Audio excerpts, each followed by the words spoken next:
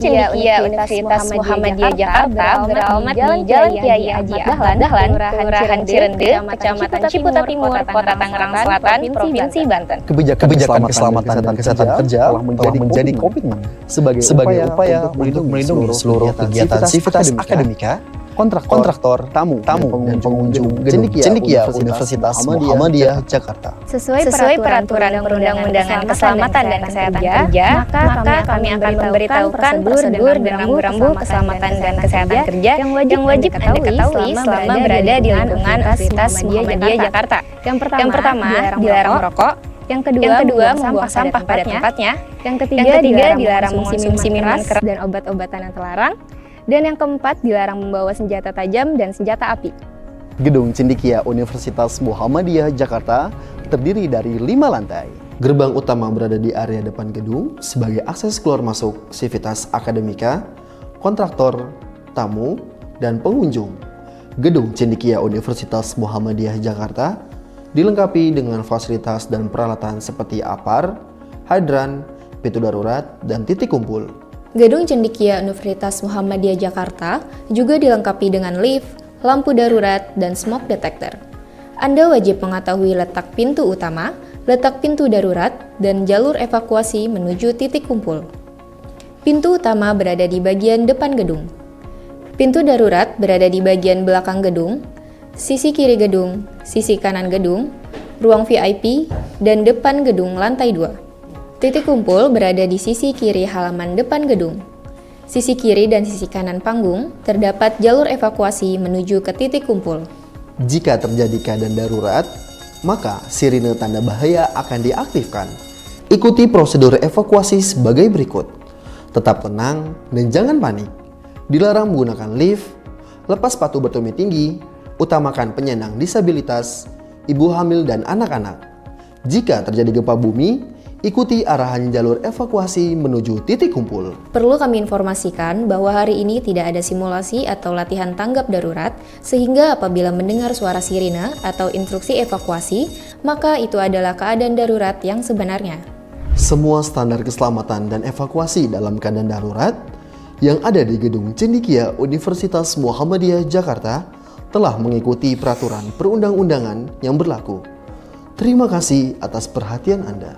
Gedung Cendekia Universitas Muhammadiyah Jakarta bersama Sivitas Akademika senantiasa mengutamakan keselamatan dan kesehatan kerja dalam setiap aktivitasnya. Wassalamualaikum warahmatullahi wabarakatuh.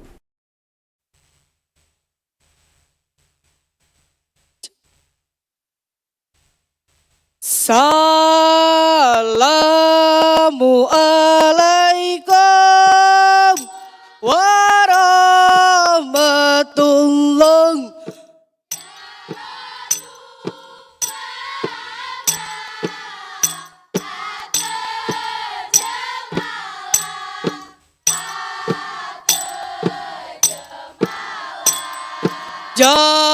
Jarolam simpleng di ate uleng.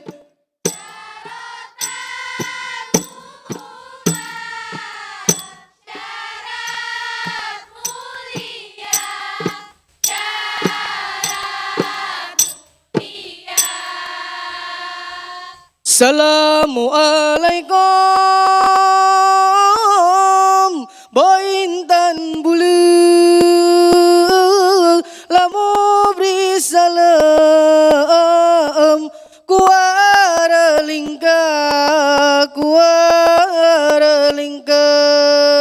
karena salam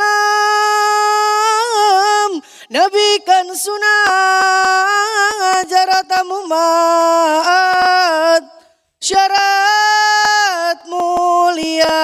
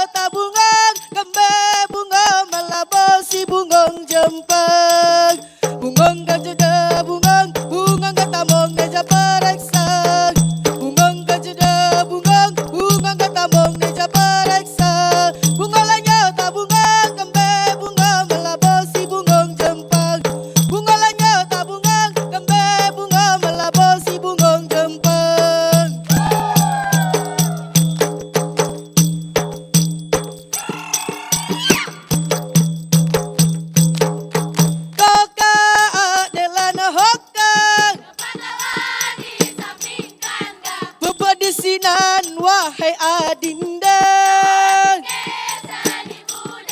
Allah hoka dalan nokang bobok di sinan rata bohateng.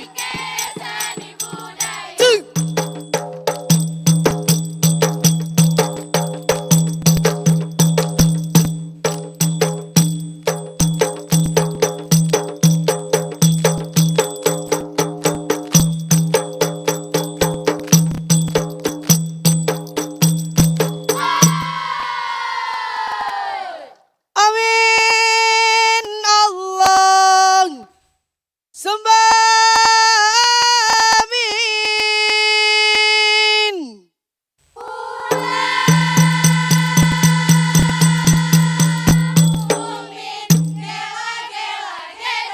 Allah berkat rahmat Allah yang ber. Amin Allah sembah amin. Allah berkat rahmat Allah yang ber. Lelala katanya lale hana jantate umuka tua putengan janggot kunengan mise hatom ka combe tika musala putengan janggot kunengan mise.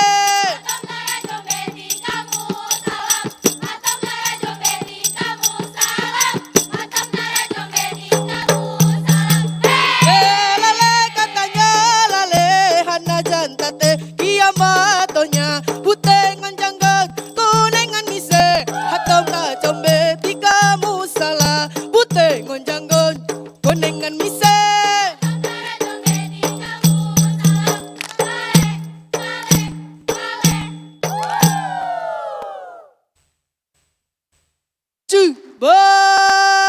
Badohai de yung sampen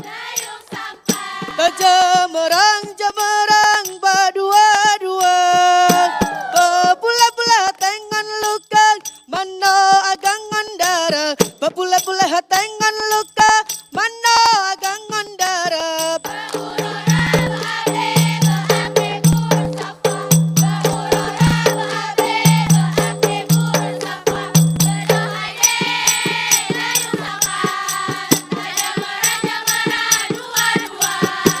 Pula-pula tengan luka mano agangan darah pula tengan luka mano agangan darah baura rabu abe baaga bulan sapa baura rabu abe baaga bulan sapa badohai de dayung sampan jamerang dua-dua pula tengan luka mano agangan darah pula tengan luka mano agangan darah baura rabu abe baaga bulan sapa baura rabu abe baaga bulan sapa. Tajarakan airakan tajam menari Rato jaro tari budaya bangsa Katap jaro tak pada dengan rapai Kanan kiri menari satu negeri Tajarakan airakan tajam menari Rato jaro tari budaya bangsa Katap jaro tak pada dengan rapai Kanan kiri menari satu negeri. Rata jara ala rata jarang rata jara ala rata jaro tajarak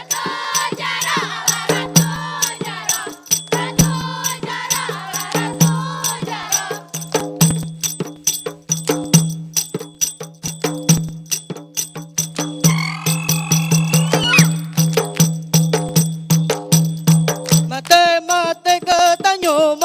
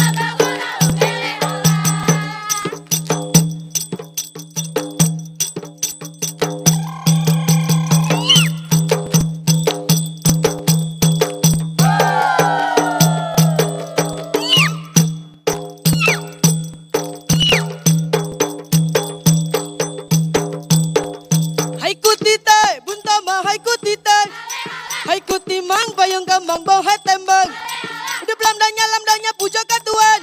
Dengan malam bersegar rupa. Hai kuti teh, butama hai kuti teh. Hai kuti mang payung kembang bahai tembang.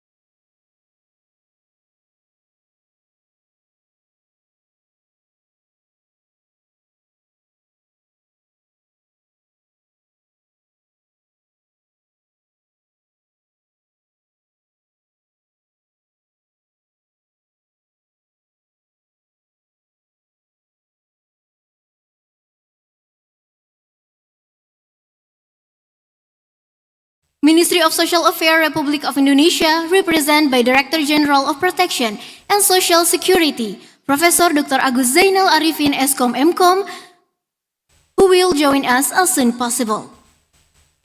The Honorable Asian and Pacific Islander Social Work Educator Association Representative Professor Peter Zo PhD, the Honorable President of APKPSI Dr. Rudi Saparudin Darwis, the Honorable Rector of Universitas Muhammadiyah Jakarta, along with the Vice Dean, Vice Rector 1 Universitas Muhammadiyah Jakarta, Dr. Muhammad Hadi SKM MK, Vice Rector 3 UMJ, Dr. Rini Fatma Kartika SAGMH, Vice Rector 4 UMJ, Dr. Septa Chandra SHMH.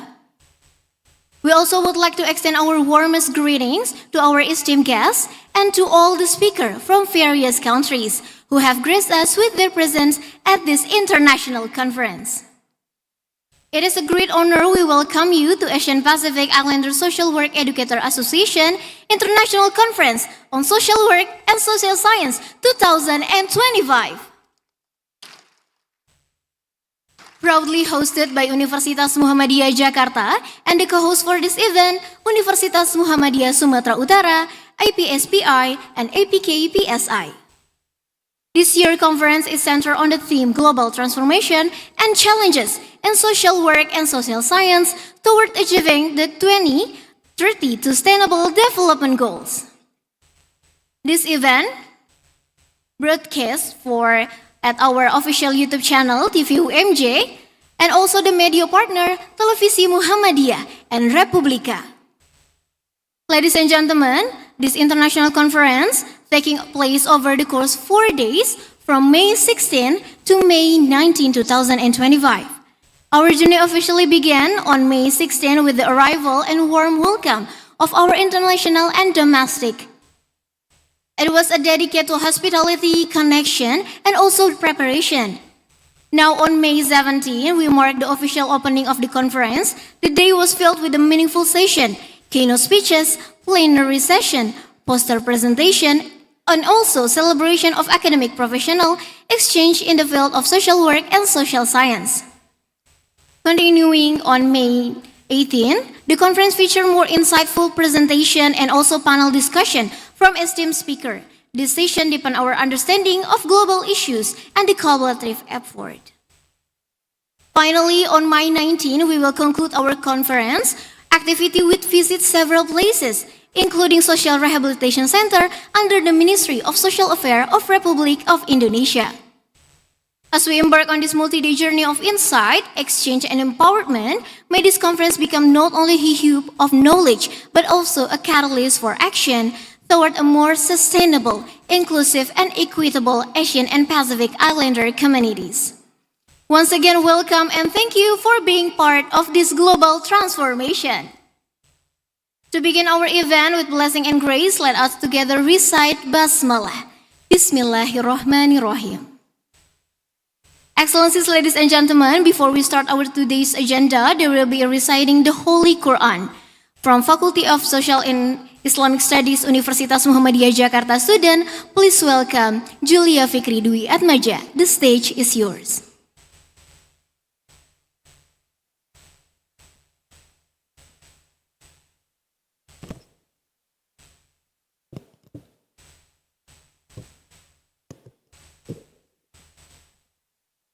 Assalamualaikum warahmatullahi wabarakatuh.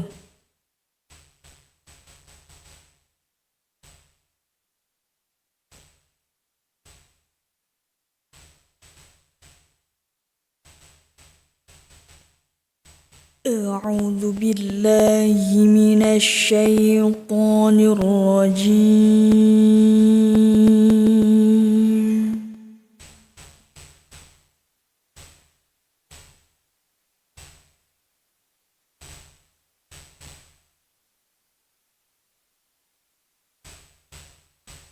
Bismillahirrahmanirrahim.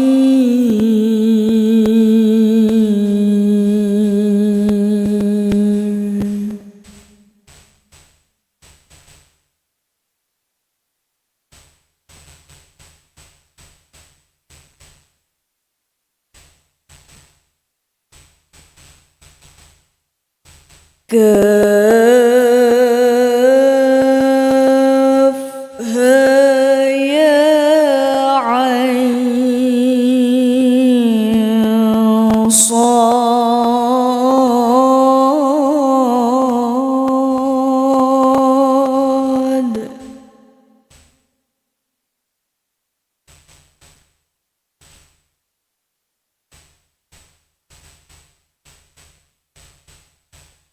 Dzikru rahmati rabbika abdahu Zakaria.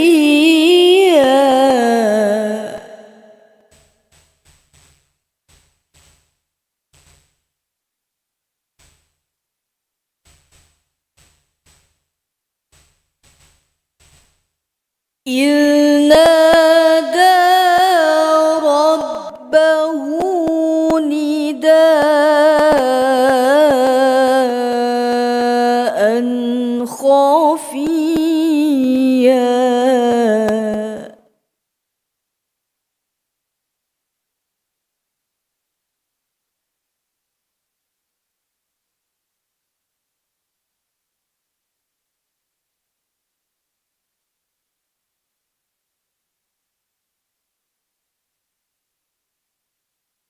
Qala rabbi inni wahana al-'azmu minni washta'ala ar-ra'su shayba.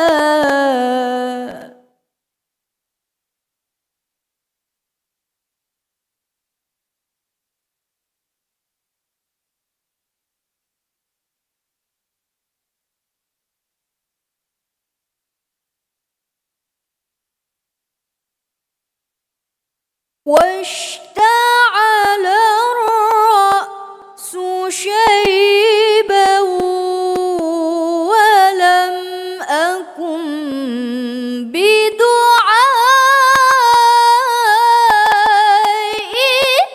رب شقيا.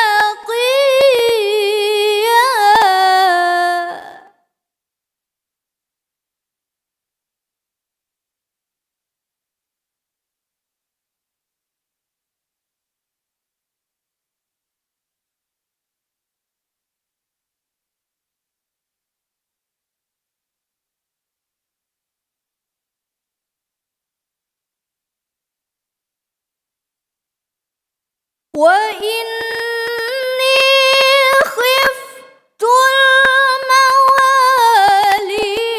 من ورائي وكانت امرأتي عاقرا فهب لي من لدنك وليا.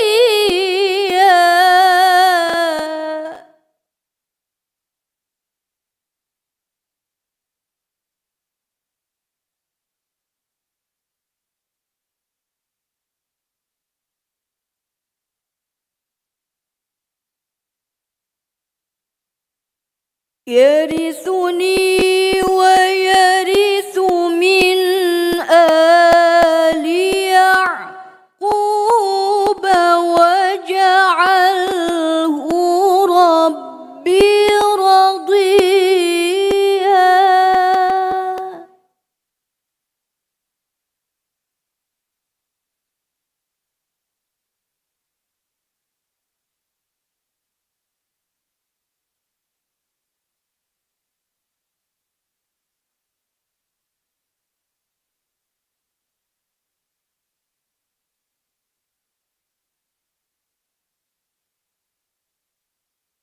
يا زكريا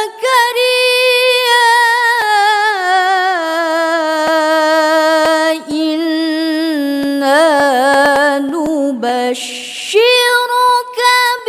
بغلام اسمه يحيى لم نجعل له من قبل سميا.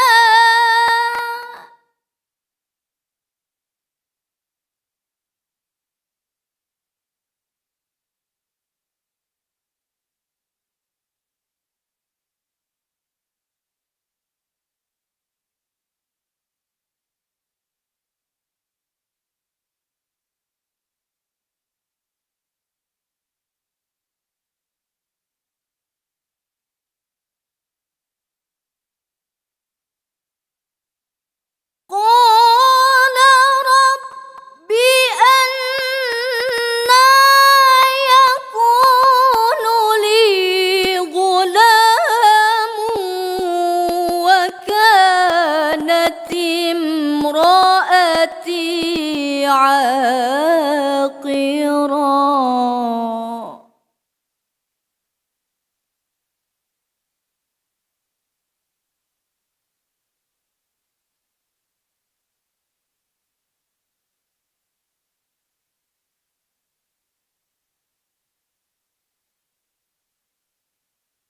وكانت امرأتي عاقرا وقد بلغتك من الكبر عتيا.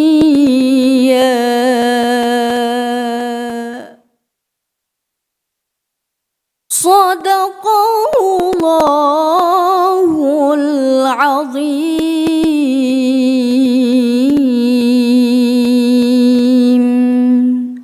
ثم والسلام عليكم ورحمة الله وبركاته.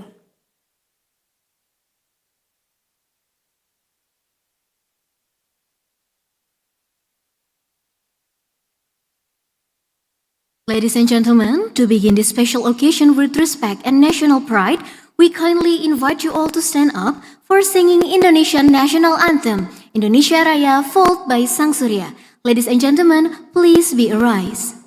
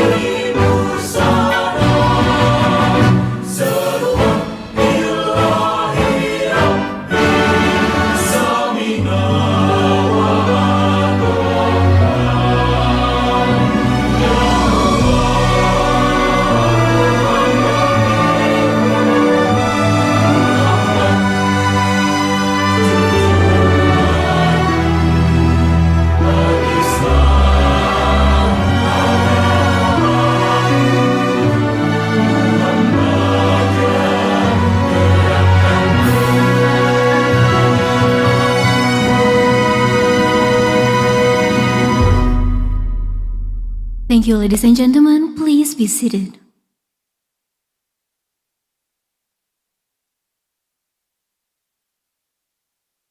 Excellencies, ladies and gentlemen, as part of this international gathering, we are honored to present a special message from the President of the Council on Social Work Education, a leading institution advancing quality social work education globally. Let us now turn our attention to the screen for the video from the President of CSWE. Aloha colleagues. On behalf of CSWE, congratulations on organizing another wonderful conference. You know, in these difficult and complex times, I hope we strengthen our resolve to recommit to what we represent and stand for as social work educators. Our oath to live our social work code of ethics, to shine a light on our commitment to stand for what is right and fight for justice, focusing on our higher education mission and social work education mission have never been so critical for the health and well-being of individuals, families, and communities globally. I've never been to Indonesia, but I've heard that Jakarta, as capital city, is a major economic, cultural, and political center in Indonesia. I once heard that Jakarta is a city where the questions outnumber the answers. So, social work academics, you should feel right at home. Be on the lookout for lessons learned about global economies, models of happiness, cultures of health. Spot joy, embrace it, and bring it home. Have a wonderful conference until we meet again here in the US. Be well and safe travels.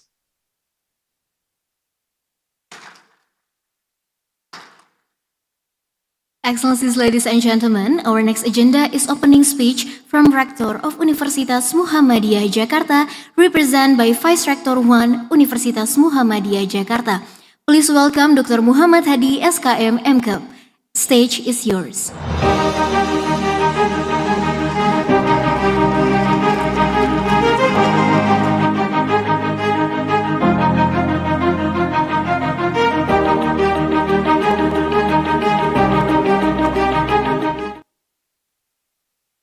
Assalamualaikum warahmatullahi wabarakatuh. Good morning, Honorable Director General of Social Protection and Security, Ministry of Social Affairs, Professor Dr. Agus Zainal Arifin, Director General of Science and Technology, Minister of Research, Technology and Higher Education, Professor Dr. Ahmad Najib Burhani, All Vice Rector and Dean of Faculties, University Muhammadiyah Jakarta, Peter Su, PhD, Professor, University of Nebraska, Omaha, USA, all speaker, King Win Su, PhD, Professor and Program Director, NGU School of Social Work, USA, Violet Horvath, PhD, Director, Pacific Disability Center,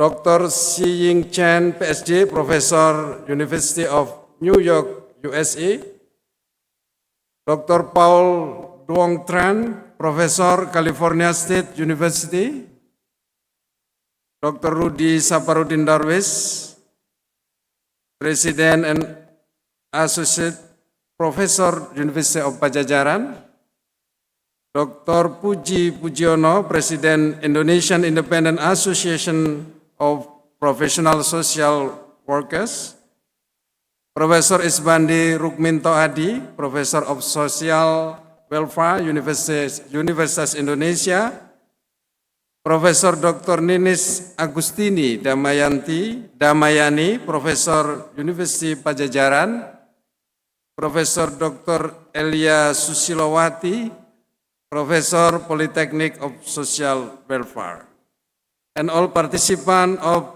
2025 APISWEA International Conference from various countries.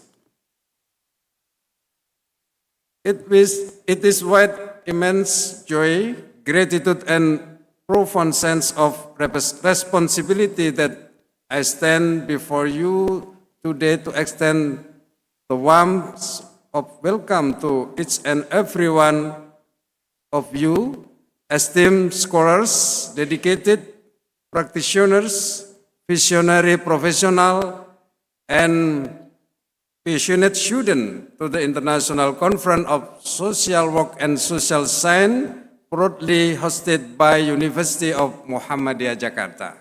in collaboration with APISWEA and supported by Indonesian Social Welfare and Social Work Education Association, Indonesian Independent Association of Professional Social Workers, University of Muhammadiyah Sumatera Utara, New York Shanghai University, Arizona State University, Portland State University, Madras School of Social Work, the Asia Pacific Journal of Social Work and Development, National University Singapura, Grace Award School of Social Work, Pemerintah Provinsi DKI Jakarta, Pemerintah Kota Tangerang Selatan, Badan Amil Zakat Nasional, Sri 12 Skincare, and Bank Danamon.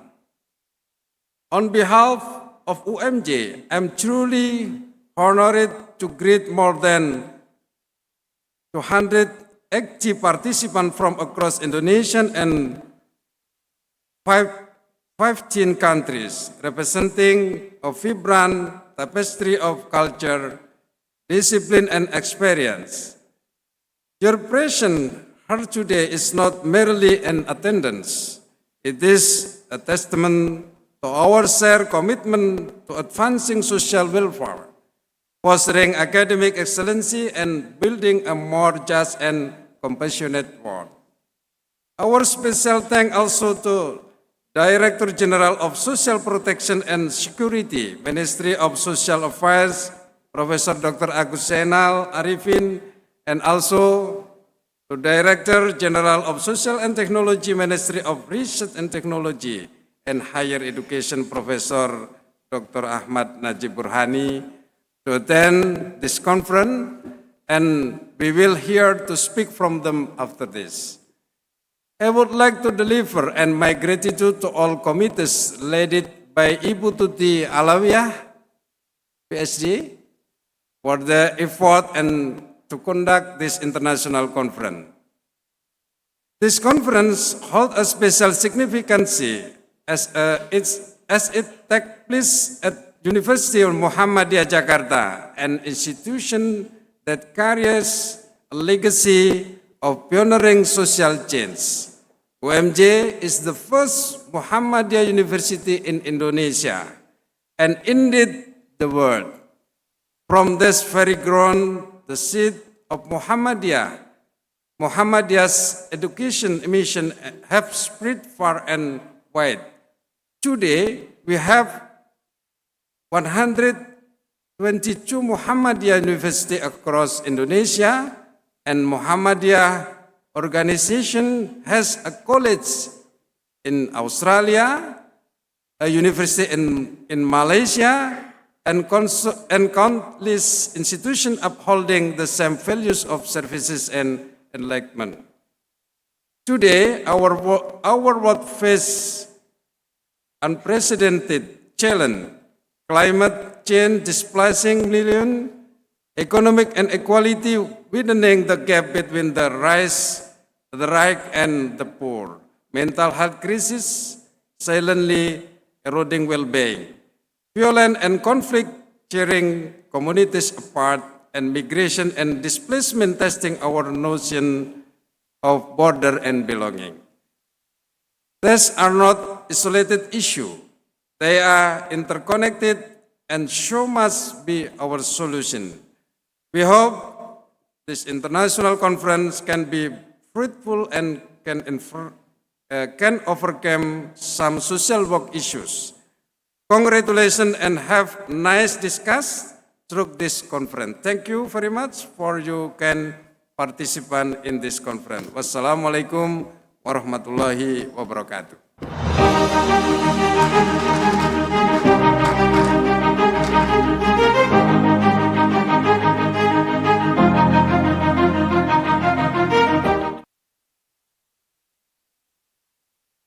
Ladies and gentlemen, the next opening speech will be delivered by ASEAN and Pacific Islander Social Work Educator Association representative. Please welcome Professor Peter Zo, PhD. The stage is yours. Good morning, everybody. I didn't hear you. Good morning, everybody. Thank you. My name is Peter Cito, and I'm from the University of Nebraska at Omaha. If you don't know where that is, you can imagine the United States, and Nebraska's right in the middle. So I had to fly from the middle of America all the way to here. It took me about 30 hours, and that's why I wanted you to say good morning so that make sure that I'm awake. So I bring greetings from the United States, but I also bring greetings from our organization, and you see it by the letters APISWEA. I want to explain what those letters mean because it's very important why we're gathered here today. So it's the Asian Pacific Islander Social Work Educators Association. And even though the organization is from the United States, we feel that we're connected together as Asian Pacific Islanders. And that, as you know, the world has a lot of issues and problems. And we don't solve those problems unless we work together.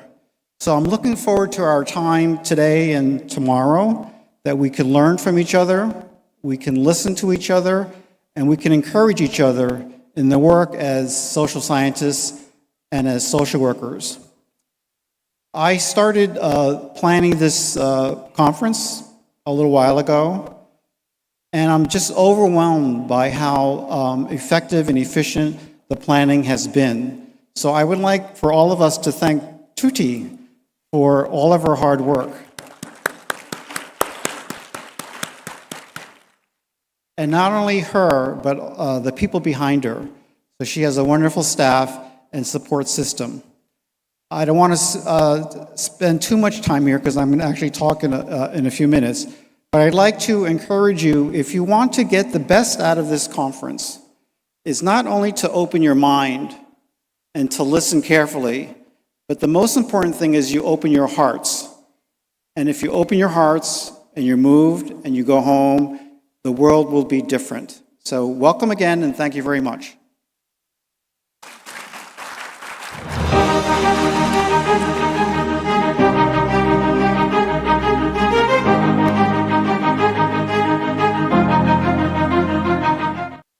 Thank you, Professor Peter Cito, APISWEA representative. Excellencies, ladies and gentlemen, the next agenda we are pleased to hear the opening speech from the President of APKPSI. Please welcome Dr. Rudy Saparudin Darwis. The stage is yours.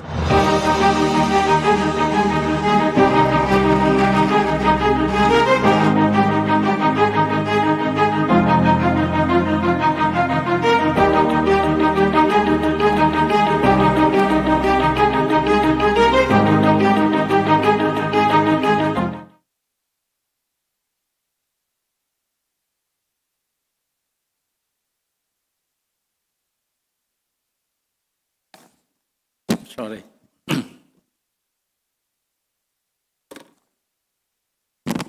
Honorable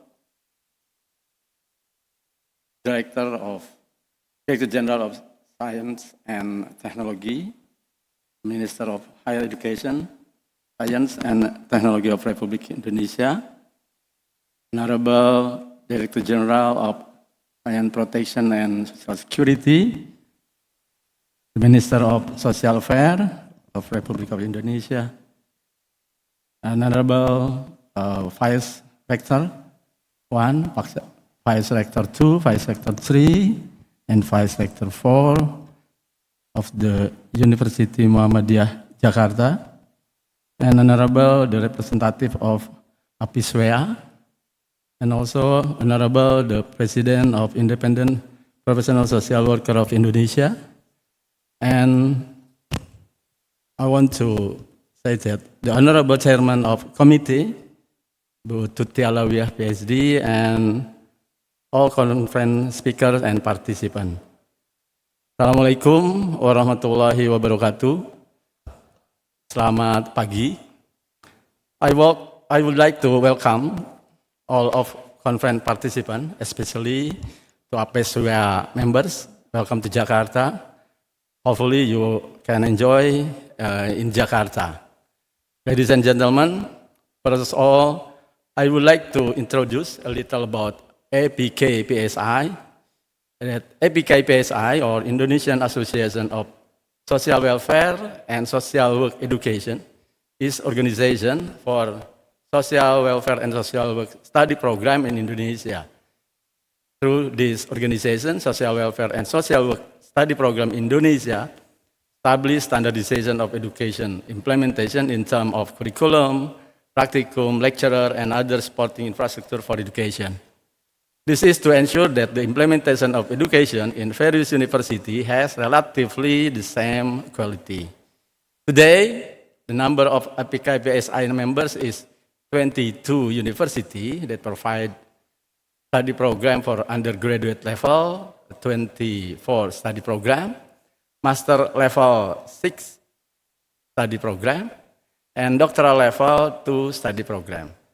These universities are spread from Aceh in the Sumatra and Papua. Our main agenda for this year is that we are establishing a professional education for social worker as a level education after undergraduate level. This is one of the mandate of Law number 14 of 2019 concerning social worker to all social work school. And as the consequences, we need to rearrange the curriculum for undergraduate level. We are sure that we will gain inspiration from this conference and for the preparation of undergraduate and professional education curricula. Distinguished guests, one of the tasks of APISWEA is to provide an opportunity for all APISWEA members to develop their international network to improve the quality of their education, so that they can improve the reputation of study program and become an added value when they get the accreditation. Therefore, the involvement of study program along with lecturer and student in international level conference is very important. The International Conference of Social Work and Social Sciences, organized by APISWEA in Indonesia, held by Muhammadiyah University of Jakarta, is an opportunity to strengthen this internationalization. In addition, the topic in this conference allows us to exchange ideas on the development of social work as an academic discipline and as practical discipline in supporting the achievement of 2013 SDGs.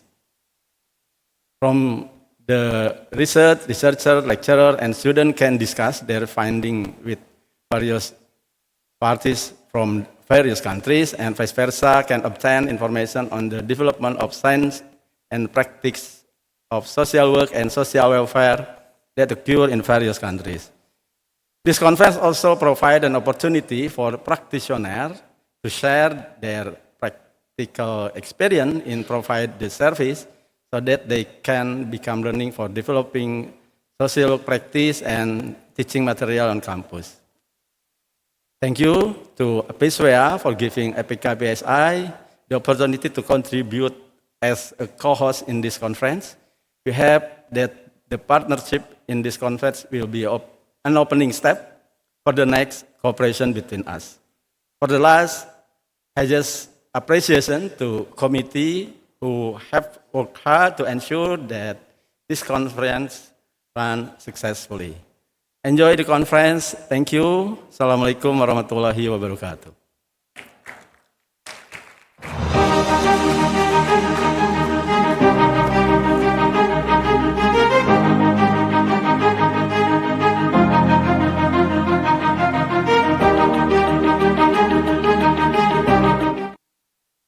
Thank you, the President of APKPSI, for the speech. Ladies and gentlemen, next is our great honor to invite a representative Ministry of Social Affairs of Republic of Indonesia to share their opening speech and insight. With a great honor, we invite Director General of Protection and Social Security. Please welcome Professor Dr. Agus Zainal Arifin, Eskom Mkom. The stage is yours.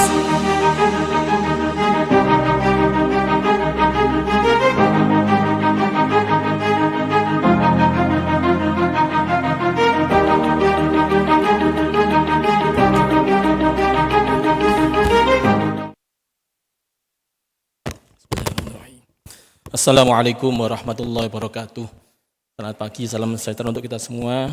Distinguished guests, ladies and gentlemen, please allow me to begin my extending my warmest greetings and respect to the Vice Rector of Universitas Muhammadiyah Jakarta and seluruh sivitas akademika Universitas Muhammadiyah Jakarta. Mudah-mudahan sehat selalu semuanya. And also Professor Peter Xu, President of the Asia Pacific Consortium of Social Work Education Association, and also Professor Rudi Sabarudin, representing the Indonesian Association of Social Welfare and Social Work Education. Dan kolega saya Profesor Najib Burhan, terima kasih, Direktur Jenderal Saintek, Ministry of Higher Education. And all distinguished speakers, panelists, scholars, practitioners, and international participants from across the globe.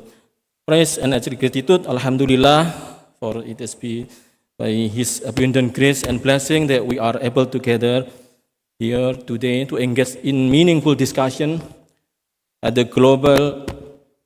in the International Conference on Social Work and Social Sciences, ICS-WSS, under the highly relevant theme, Global Transformation and Challenges in Social Work and Social Science toward achieving the 2030 Sustainable Development Goals. Very good theme. Allow me to officially open this significant event on behalf of Mr. Dr. Anjas Haji Saifullah Yusuf, the Minister of Social Affairs and of the Republic of Indonesia. Mohon izin, Gus Menteri sedang menghadiri beberapa acara hari ini, khususnya tentang sekolah rakyat, yang nanti mungkin akan saya sampaikan beberapa hal. Slide tampilkan. I would like to start with the speech of the President of the Republic of Indonesia, Mr. Prabowo Subianto, has conveyed in this speech that our national aspiration is to see wong cilik iso gemuyu, that the common people can smile. Next. Di pidato ini, Presiden Prabowo Subianto di saat pelantikan beliau menyampaikan pidato bunyinya seperti ini, saya bacakan bersama. Cita-cita bangsa kita adalah bangsa yang gemah ripah lojinawi, toto tentrem kertorarjo, bangsa yang baldatun toyibatun warobun gofur, bangsa di mana rakyat cukup pangan, cukup sandang, cukup papan. Cita-cita kita adalah melihat wong cilik iso gemuyu, wong cilik bisa senyum, bisa tertawa. Ini pidato Presiden Republik Indonesia. Oke, dan selanjutnya please allow me to deliver my remarks in bahasa Indonesia. Yes, at least I would like to extend my warm welcome to all our distinguished international guests who have come to Indonesia. We sincerely hope that you will have a pleasant, meaningful, and enriching experience throughout your stay, both during the conference and while enjoying the hospitality of our country. Okay. About wong cilik, tentang wong cilik yang disebut tadi, siapa wong cilik itu? Kita semua menyebutnya PPKS, Pemerlu Pelayanan Kesejahteraan Sosial. Dan itu jumlahnya 26 sesuai peraturan undang-undang yang berlaku. Dan ini kita klaster untuk lebih mudah diingat, mudah di-manage menjadi 12. Dan kita sebutnya 12 PAS. PAS itu adalah pemerlu atensi sosial. 12 itu siapa saja? Yang pertama adalah anak-anak terlantar. Ya, kita semua tahu bahwa balita terlantar, anak berhadapan dengan hukum cukup banyak di tanah air kita. Kebetulan tidak jauh dari rumah saya ada panti Kementerian Sosial yang memang merawat mereka. Beberapa anak dari TKI, TKW yang dari luar negeri, kemudian ada masalah di sana. Beberapa anak yang ditinggal orang tuanya di tepi jalan, di pinggir jalan begitu aja, dan seterusnya. Yang kedua tentang penyandang disabilitas, dan kemudian juga lansia terlantar. Kemudian juga mereka yang berpendapatan rendah, ini bagian dari wong cilik yang harus iso gemuyu tadi. Korban bencana, afirmasi khusus, warga binaan, korban kekerasan, 9 korban nafsa dan HIV AIDS, dan 10 mereka yang bermasalah sosial, yang 11 perempuan rentan, dan yang ke-12 fakir miskin. Ini adalah wong cilik yang menjadi sasaran kerja Kementerian Sosial itu. Dan teman-teman pasti sudah familiar dengan itu, dan sekarang next kita akan lihat bagaimana cara kerja kita, dan kita perlu terarah, terpadu, dan berkelanjutan. Saya sangat berharap supaya kampus juga turut dalam alur proses bisnis ini supaya kita bisa bersama-sama melaksanakan pekerjaan ini dengan lancar, yaitu penyelenggaraan kesejahteraan sosial. Kita lihat di sebelah kiri, saya pakai ini ya. Ini ada waktu berapa menit ini? 10 menit, 15 menit? Gantian udah habis ya? Ya, enggak kelihatan, sorry. Nah, sebelah kiri ini kita lihat bahwa kita harus mulai semuanya itu dengan data. Mohon izin, kebetulan saya itu sebetulnya dosen juga seperti Bapak Ibu sekalian. Teman dalam waktu 4 tahun terakhir ini, 3 tahun setengah, saya beralih profesi jadi birokrat. Asalnya akademisi, ini perubahan besar ya dalam mindset. Asalnya dari dosen terus menjadi birokrat. Ya, di sini kebetulan saya bidangnya adalah informatika, karena saya kebetulan S1 di Teknik Informatika ITS, S2 Ilmu Komputer UI, S3-nya pun informatikanya Hiroshima University Jepang, ya informatika terus. Karena itu negara rupanya membutuhkan kemampuan pengelolaan data ini untuk bisa menyatukan data terpadu kesejahteraan sosial, sehingga sudah jadi data yang bisa dipercaya, punya integritas, transparan, dan seterusnya. Nah, saat ini data ini diintegrasikan juga, tidak hanya internal di dalam Kementerian Sosial dari berbagai direktorat jenderal, tapi juga kementerian-kementerian yang lain. Nah, data itu kita sebut dengan DTSEN, Data Tunggal Sosial Ekonomi Nasional. Jadi data yang baru namanya DTSEN. Dan data ini menampung seluruh penduduk Indonesia, dan diutamakan juga yang paling bawah itu adalah miskin ekstrim, kemudian miskin, kemudian yang rentan. Inilah data yang harus kita kerjakan bersama-sama. Tidak boleh punya data sendiri-sendiri. Kalau yang dikerjakan oleh Kementerian A data yang itu, Kementerian B data yang ini, Kementerian yang itu, dan seterusnya, daerah pun punya data sendiri, klaster yang mana lagi dikerjakan, sehingga nggak bisa tuntas pekerjaan ini selesai. Padahal harus kita lakukan secara terpadu, terarah, dan berkelanjutan. Memang yang problem adalah kolaborasi. Di konferensi ini pasti kalimat yang paling sering didengungkan adalah marilah kita berkolaborasi. Mudah diucapkan tapi sulit diamalkan. Enggak semua orang mau berkolaborasi, maunya dia menang sendiri. Itulah sebabnya pesan Presiden Prabowo adalah kita harus berkolaborasi.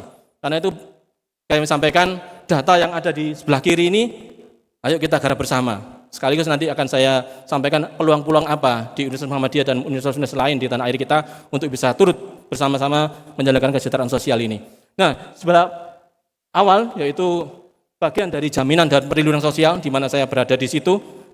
Tentu saja dengan jaminan itu kita harapkan masyarakat hidup layak dengan standar kehidupan yang normal yang terdiri dari paling utama dan paling umum adalah bansos, bantuan sosial. Bantuan sosial ini tidak boleh lama-lama, sifatnya hanya sementara. Yang harus lama adalah pemberdayaannya. Di sini ada perlindungan, ada jaminan. Perlindungan itu dari segala guncangan kebencanaan. Kemudian jaminan ini ada diantaranya kesehatan terjamin. Pemerintah menyediakan PBI JKN, namanya peserta bantuan iuran jaminan kesehatan nasional, iuran BPJS bulanan. Kemudian pendidikan, sandang pangan, dan papan terjamin.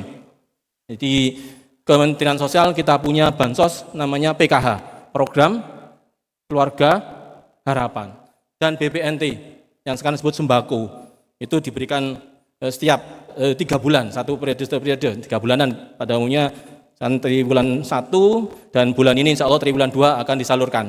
Lagi-lagi siapa yang disalurkan itu? Wong cilik yang terdaftar ini, dan itu didaftarkan oleh para kepala daerahnya masing-masing. Nah, dari semua orang yang berada di bantuan sosial ini, mereka harus segera pergi ke mereka harus segera pergi ke yang paling kanan, yaitu empowering.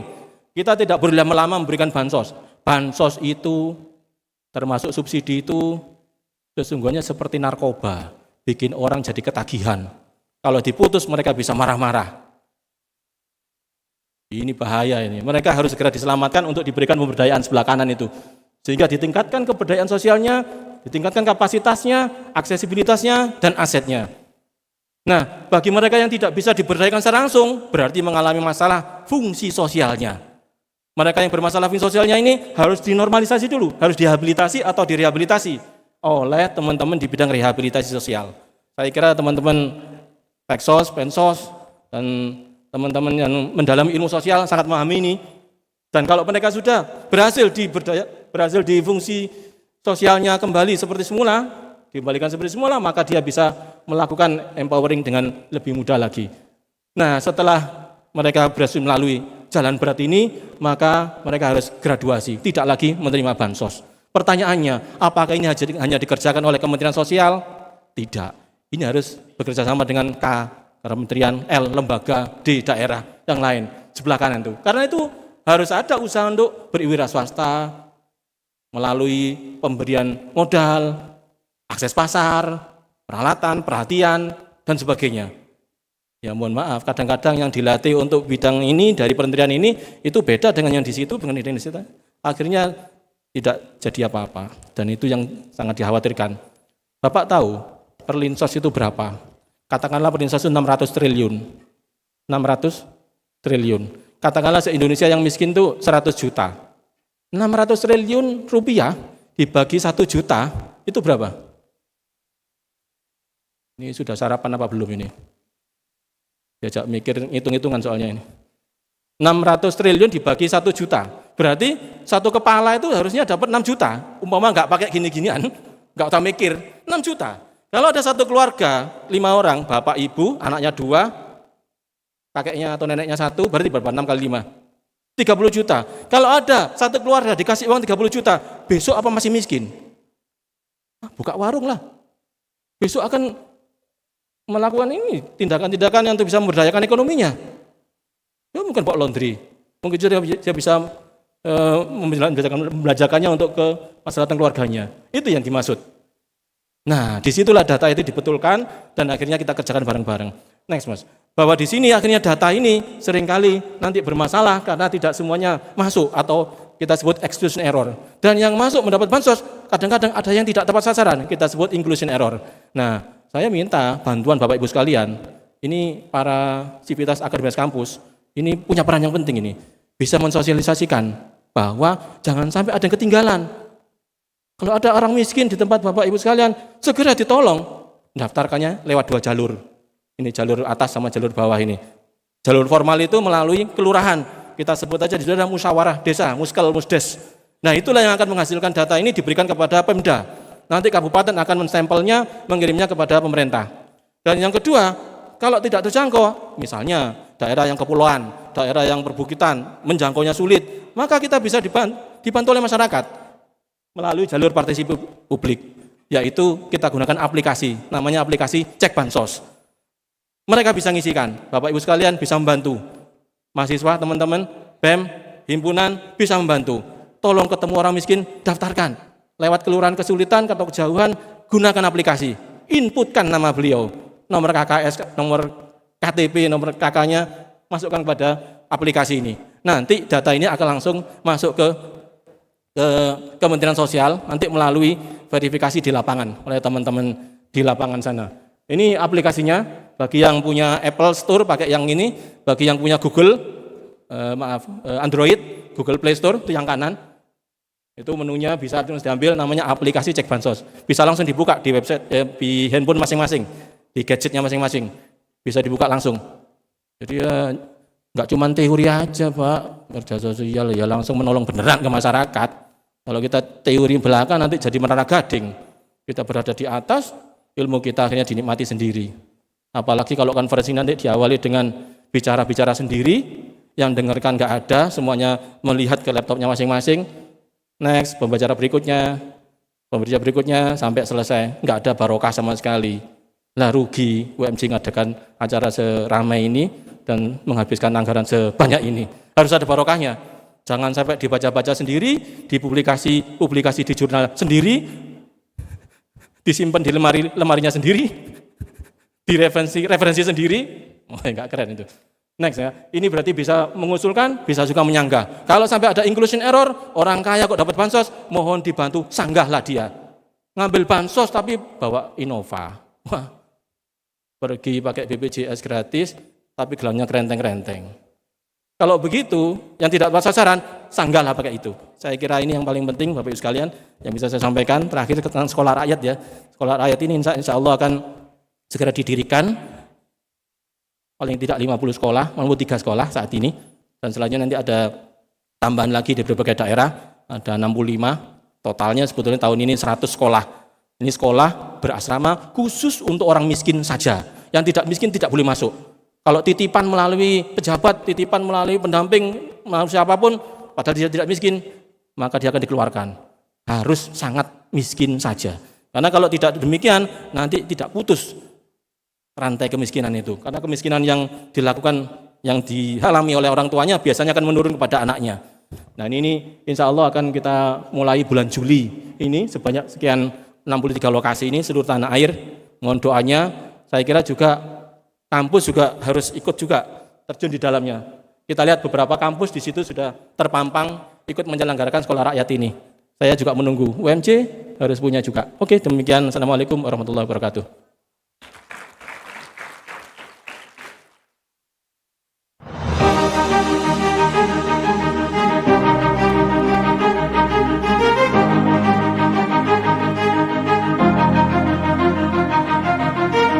Director General of Protection and Social Security of Ministry Social Affairs Republik Indonesia for the opening speech. Excellencies, ladies and gentlemen, next we invite a representative Ministry of Higher Education, Science and Technology to share their opening speech. With the great respect, we invite Director General of Science and Technology. Please welcome Professor Dr. Ahmad Najib Burhani, MA.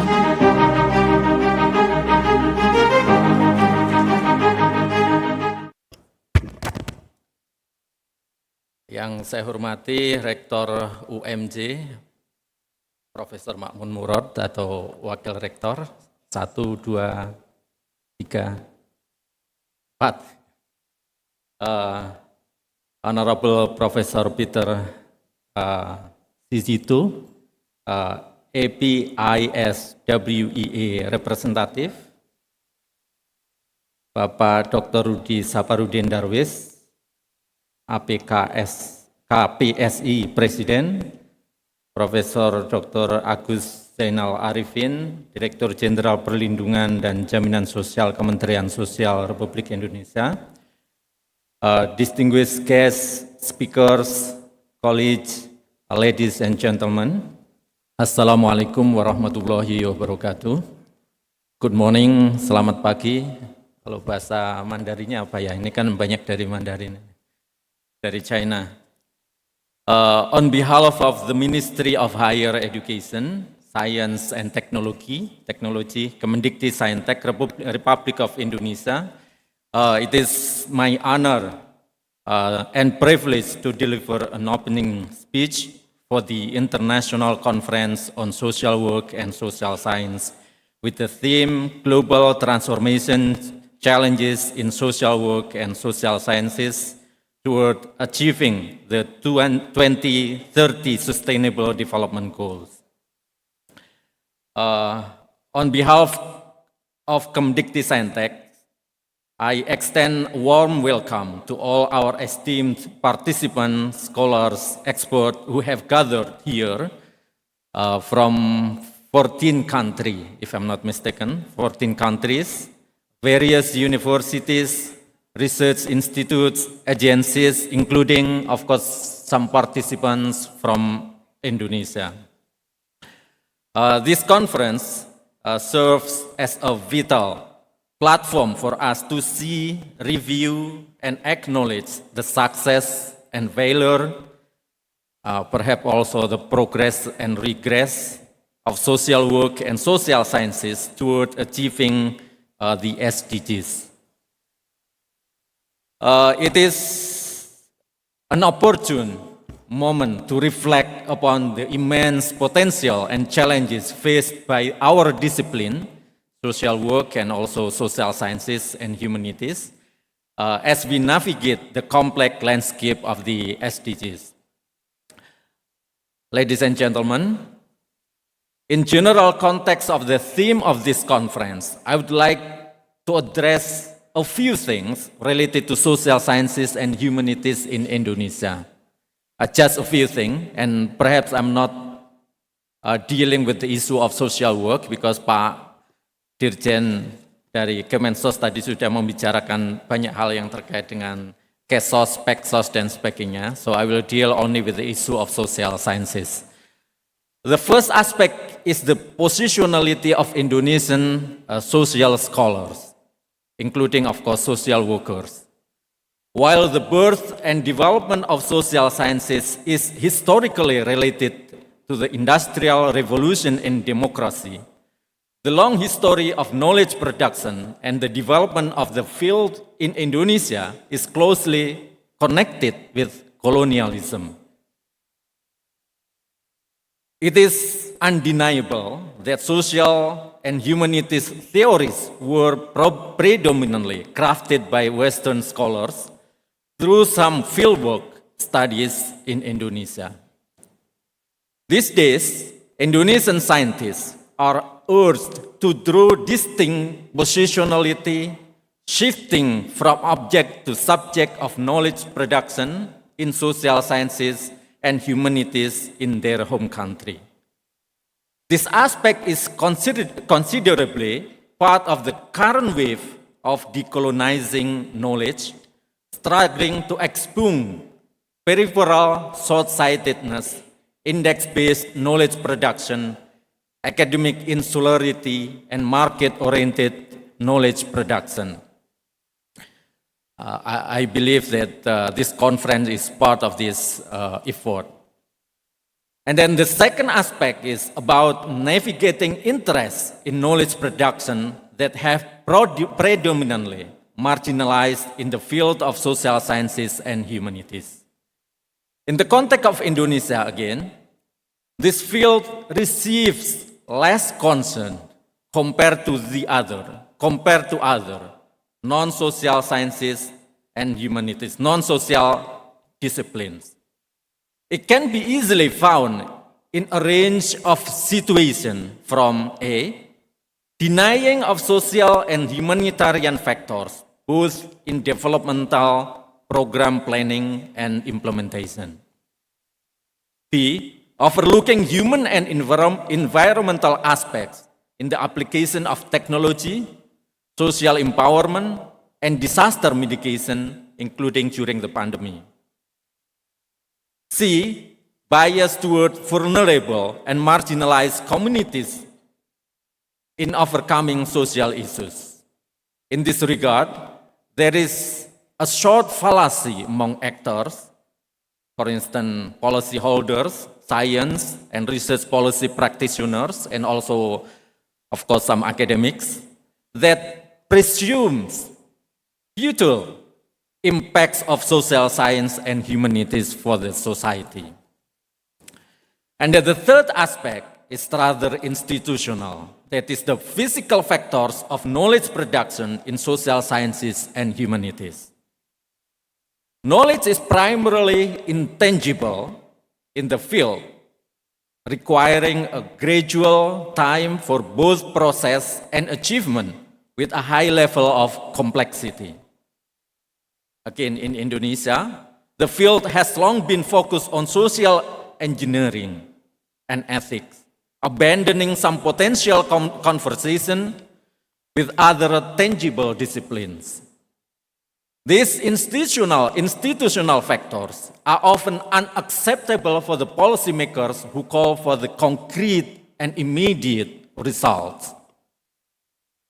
Besides, the dominant roles of bureaucracy and administrative infrastructure in the country have been influencing the quality of social research and the development of social sciences and humanities in the country, as well as the disproportionate budget allocation between social and non-social fields.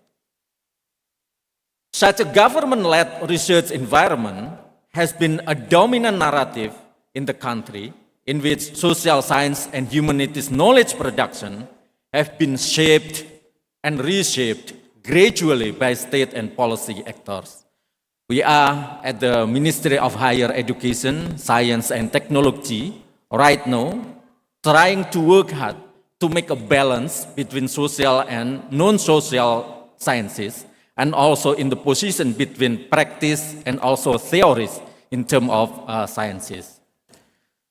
Ladies and gentlemen, we can mention three relevant phenomena marking the dynamics of social sciences and humanities after the Indonesian reforms in 1998, including A, market-driven development, such as the growth of various political research institutes conducting survey and or polling around presidential election, and then B, digitalization, such as the rise of artificial intelligence, multiple effects of new media, and the ever-expanding biotechnology, such as genome sequencing, genome editing, surrogate mothers, and so on.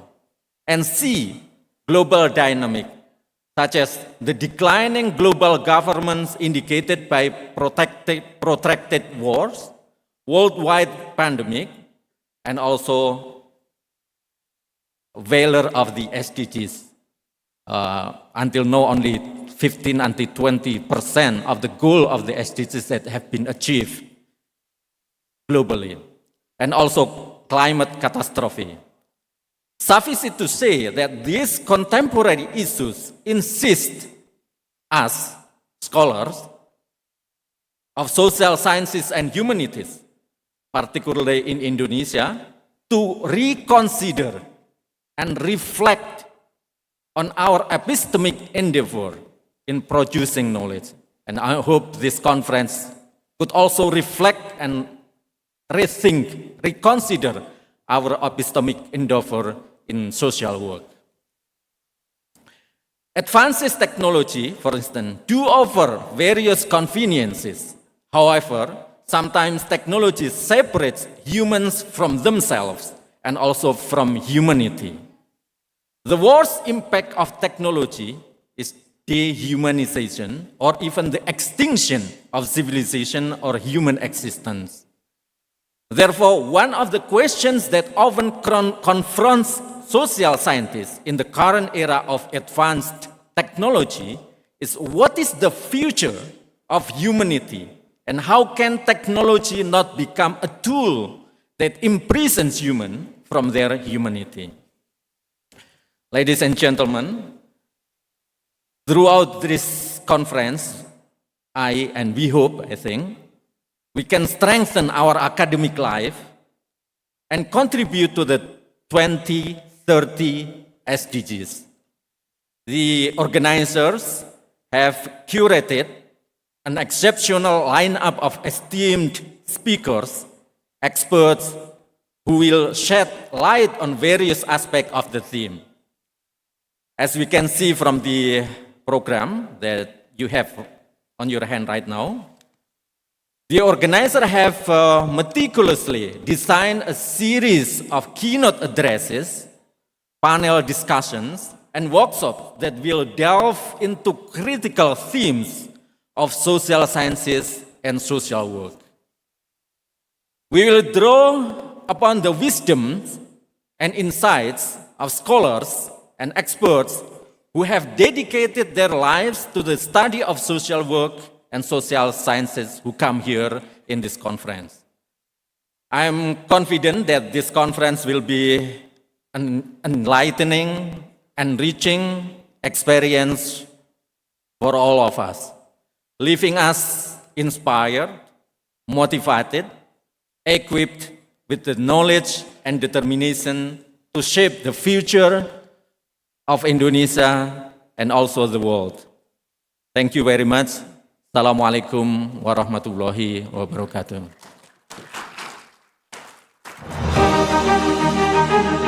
Thank you, Professor, for the speech. I ask you to kindly to remain on the stage because we're gonna hold the photo group session. We invite the Vice Rector, President of APKPSI to come to the front stage because we're gonna do a whole group photo session.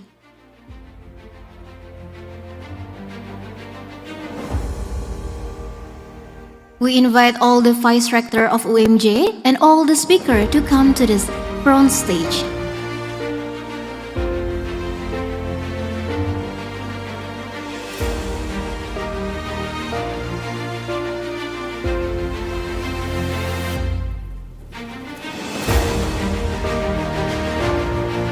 And we also invite all the moderators to come to the front stage to hold a group photo session. We also invite Vice Dean of Faculty of Social and Political Science UMJ to come to the front stage. And all the Dean of Universitas Muhammadiyah Jakarta, please come to the front stage. Okay, let us count together in 3, 2, 1. Another pose. In 3, 2, 1.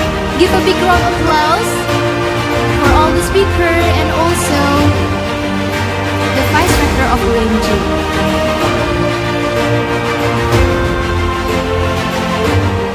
Okay, thank you ladies and gentlemen. Please be seated.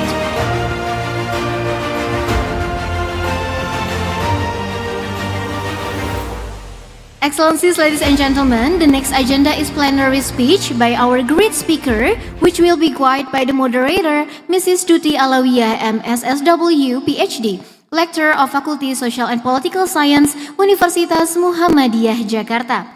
Please welcome Mrs. Tuti Alawiyah, MSW, PhD. The stage is yours.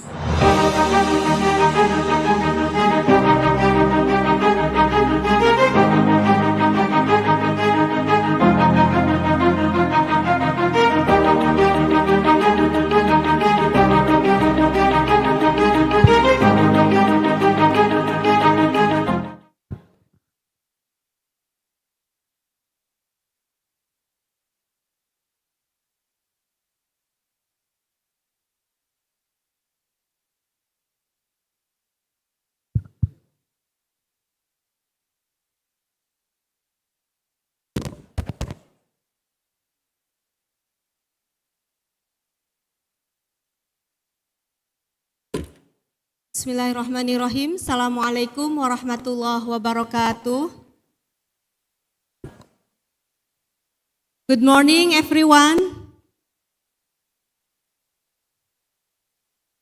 Thank you very much for coming. I think you can have there are like some snacks.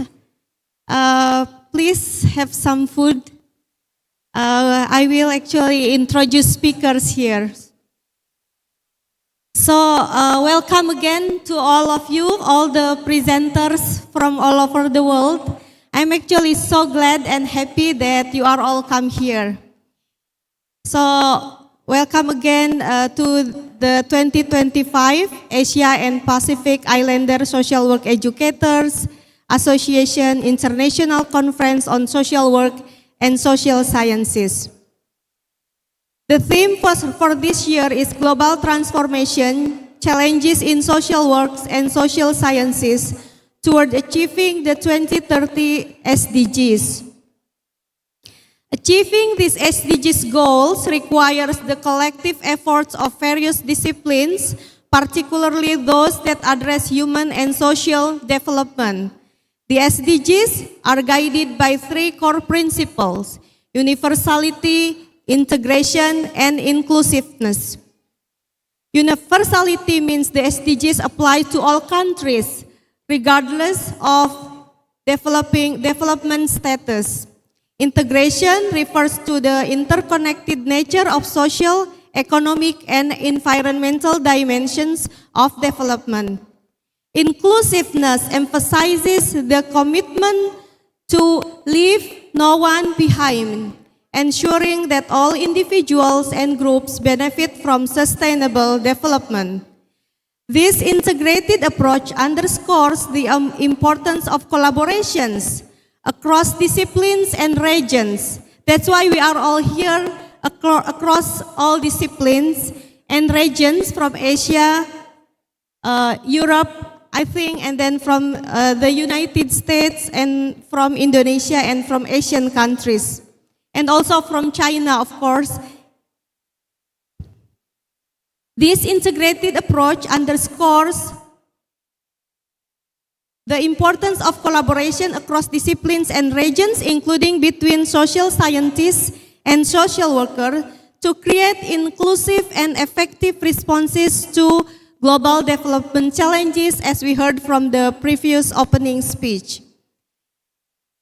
The SDGs reflect the core principle of social work, enhancing individual and community well-being, reducing inequality, and promoting social justice. The SDG framework encourages action across individuals, community, national, and global levels. Social work plays a pivotal role in supporting this agenda by ensuring that vulnerable populations have access to essential rights, including education, healthcare, economic stability, and social protection. Integrating SDGs into social work practices enable a more systematic approach to addressing complex social issues while fostering sustainable change. Social sciences at the same time plays an important role in analyzing and evaluating the implementation of the social pillars of SDGs. Social sciences not only provide critical insights but also foster innovation in knowledge production, making them essential in both academic development and international policy discourse related to the SDGs. Okay, so ladies and gentlemen, in this morning plenary speaker session 1, we are very grateful to have all the speakers from across the globe that will be presenting in the next 2 days. And this morning, without further ado, I would like to introduce you to our plenary speakers. So I would like the first one, we welcome Professor Ching-Wen Hsu, PhD. She is Professor and Program Director at New York University School of Social Work, USA. Professor Hsu is a coordinator of the Shanghai New York MSW program and an affiliated professor at NYU Shanghai. She is also professor of social work at the Silver School of Social Work at New York University. Professor Hsu's research is situated at the intersection of globalization, community development, and social welfare. And her presentation today is about From New York to Shanghai, Expanding the Horizon of Social Work Education. Please welcome to the stage, and your presentation is 15 minutes.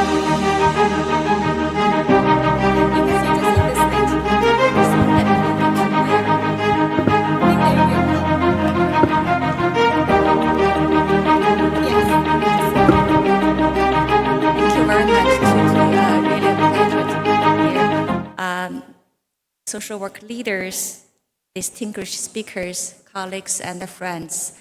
Good morning, everyone. Thank you so very much. It's such an honor and a pleasure to be here, and also thank you of having me to talk about and share with you our experience of doing global social work education. So my presentation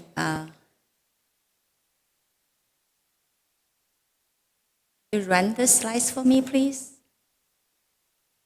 My presentation will start a very brief review of what is the global social work practice and what is the global social work education. And I will also share with you some experience we've been through in the last 10 years of doing American-style social work education in Shanghai, China, and also generate some of our reflections and welcome your comments and feedback. Next slide, please. The social work global practice really referring to, next please, really referring to a field that applies social work principles, knowledge, and skills to respond to social issues across the globe. So we're seeing social workers in a variety of the fields, seeing disaster relief, child protection, immigrant and refugee populations, environmental protection, women's equity, variety of the things that we can see social workers actively involved in those global issues, not only within their own countries, but also in other countries as well.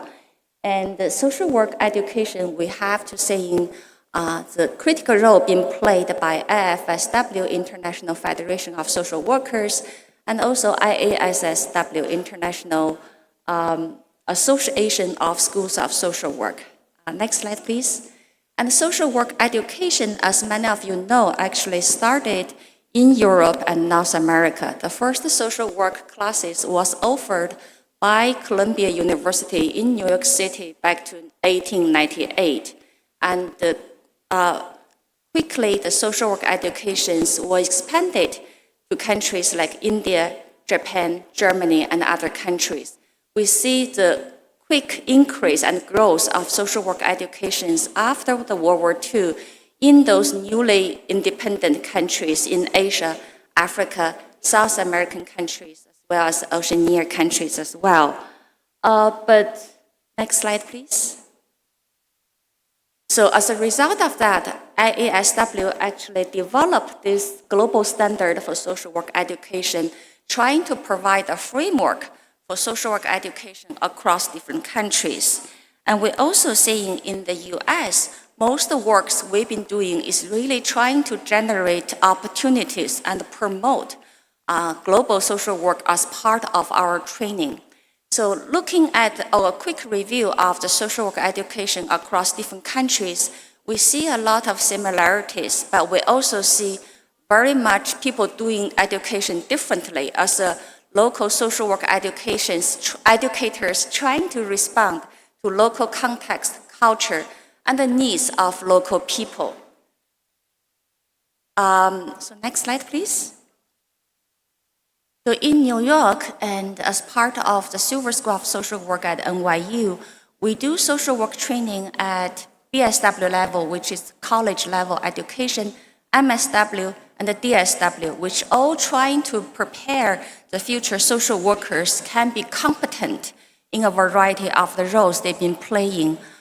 So we talk about 9 core competency that we're trying to nurture the future social workers to have. This is very similar to all social work programs in the US. The 9 core competency include social workers' competency of working with individuals, families, groups, and communities, as well as their professional behaviors, their involvement in doing research, and they stick to the principles of human rights, social justice, and diversity.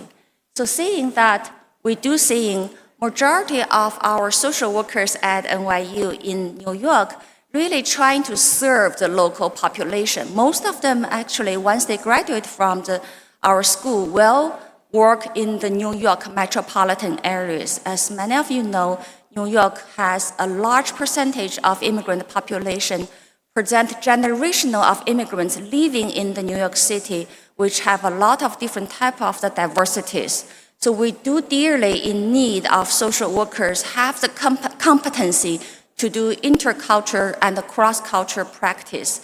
We're also saying this is not standing alone a domestic local issue. We're also seeing the strong connections our population we served connect with the global environment and things happen in other countries as well. So we're trying to promote not only the intercultural, cross-cultural competency, but also trying to foster students to think critically and reflect on what happened outside of the world, how that affects their local practice. So at NYU Silver School, we're trying to prepare social workers for international and cross-cultural practice and promoting social justice, addressing the global challenges as well.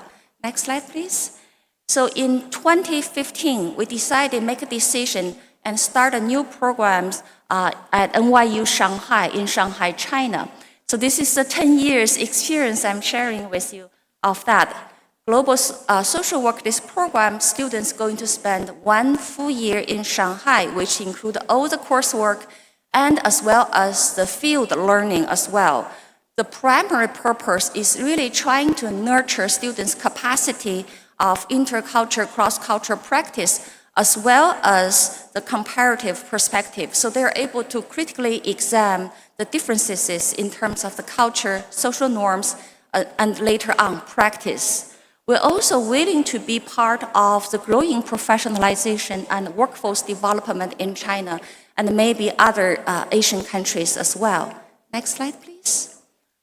So talking about why we're choosing the NYU Shanghai as our base to be this collaboration, to have these programs. Some of you might attended the conference of last year and knowing a little bit of social work professionalization in China. I'm not going to go to the detailed information, but I want to say Shanghai is one of the cities which have the most advanced social work practice in China. Particular medical social work practice have been leading the country in many professional ways of that. We also talk about social work education. We observed a rapid, can you press the button of next? We're also seeing the rapid growth of social work programs in China over the last 15 and 20 years as well. Right now, we're seeing about 200 MSW education programs in China, and they started very recently last year of DSW education. Next slide, please. Next one, please. I also want to give some kind of introduction of NYU Shanghai. We do need a lot of institutional support to run this program. So luckily enough is NYU started to have a campus in NYU Shanghai in 2013. Well, this institution is considered as one of the NYU global systems. It's also an independent Chinese university in China. So we are able to receive a lot of infrastructure support. Without that infrastructure support, I don't think we're able to deliver a one-year curriculum in China. So this is the one thing I want to really appreciate. In many other schools, even they're willing to do the global social work education, they're probably only able to do like a very short term of that during the winter break or the summer break. So place students to do like a block field placement for 6 months or not 6 months, for 6 weeks or the maximum 1.5 months of that. So we're able to offer students opportunities for the whole year learning, and we have to give the credit to the institutional support. Next, please. So talking about the social work education in Shanghai and also giving the NYU silver is really the primary, the degree granting infrastructure there. We do face a lot of challenges, and then we're trying to navigate different requirements and the criteria we have to follow. Next slide, please. So talking about the social work education, we're not really moving the whole US curriculum into China. As a matter of fact, students eventually will receive a degree from the US, from NYU. So we have to follow the accreditation requirement. So all the required courses we have to offer in China, in Shanghai of that. Well, in theory, we can still teach the same component and put students in a bubble. However, students also being in the field for 6 months, for 900 hours or 450 hours of that. So it's not possible we can teach the same way as we teach in New York. There have to be some kind of considerations of differences in terms of the structure, inequality, power dynamic, culture, and the dominant narratives in that country, as well as the indigenous knowledge and wisdoms. I truly appreciate the previous presenters talking about the decolonialization and the whole process of generation of the knowledge based on local people's experience and local people's practice. And the next slide, please. So in Shanghai, we follow some very basic ideas at the very beginning. One is to teach Chinese language as a way of teaching culture.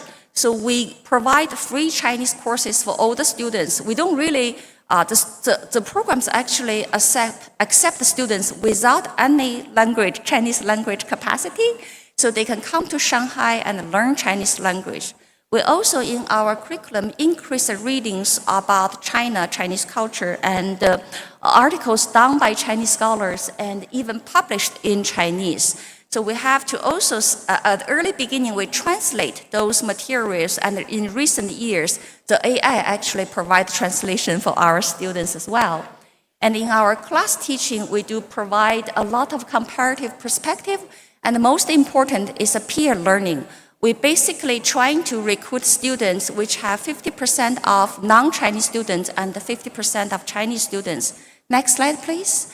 I want to show you a quick example how how we're using the peer learning when we teach social welfare policy courses. This is one course, but basically we need to teach both US policies as required by the degree and also Chinese policies as students will need those policies as a background when they're in the field. So we generate 1 week, and I think last year's 2 weeks, we called International Learning Week. Students from 3 countries, 3 universities, 1 in US, 1 in China, Shanghai, China, and 1 in London, England. So they engage in this online learning. We ask students, each of them produce an avatar and also provide some kind of the descriptions of the avatar as a persona. So they engage in the online learning, present the case as a role playing, and ask students in different countries provide a solution to the issues they have. So we generate a framework students can involve in this kind of experience, and later on we're hoping this kind of the peer learning, peer teaching can increase their capacity of intercultural competency of that, because students also need to pay attention of their professional behaviors, present the case of their own country and the solutions that present by social workers or the future social workers in other countries. So this is one thing we tried in our teaching. Next slide, please. And the second one is teaching diversity. This is the most difficult topic that we're teaching in Shanghai, China. This, my colleagues from the US might know, this is a required course and we have to teach in the US. But in the US, diversity being taught based on the major theories such as the critical race theory, intersectionality, feminisms, which is really based on the US history of slavery, the genocide of American Indians and anti-immigration things happen in the society. But in China, race ethnicity is not a thing. 90% of the people in China, they're Han Chinese. And also they have a very different understanding of inequalities, culture that based on race and ethnicity. So when we do the teaching, we actually encourage people to start with their field, focus on the culture norms and the social perceptions, and make some analysis and comparisons of the 2 different countries and 2 different cultures, then make their own critical reflection on the differences. So I want to quickly show you one of my students' project, which talking about, this is students actually placed in a hospital setting working with breast cancer survivors. And she noticed that a majority of the people actually the illness can be cured. However, the majority of the women that suffered anxiety, depression, and social distance, and a lot of self-blaming as a result of the medical procedures, after the medical procedures. So she compared the culture norms into different, in the West and in China, then connect that with the issue of China's globalization and also patriarchy, and later on connect with the power that's embedded in the family system and in the society as well. Next one, please, and see whether you can play a short presentation. There is a short video embedded in the previous slide. Are you able to play that? No, okay, I know. Let's give another try, if not working fine. Yes, please. So students really from this experience being able to start with the culture and later on connect to the critical reflection of diversity and the differences. I think this is more important in terms of the competency. Competency-based training really focus on the lifelong learning, and students, once they graduate from the 2 years of the MSW training, they're able to still continue to learn and reflect and contribute to their practice later on.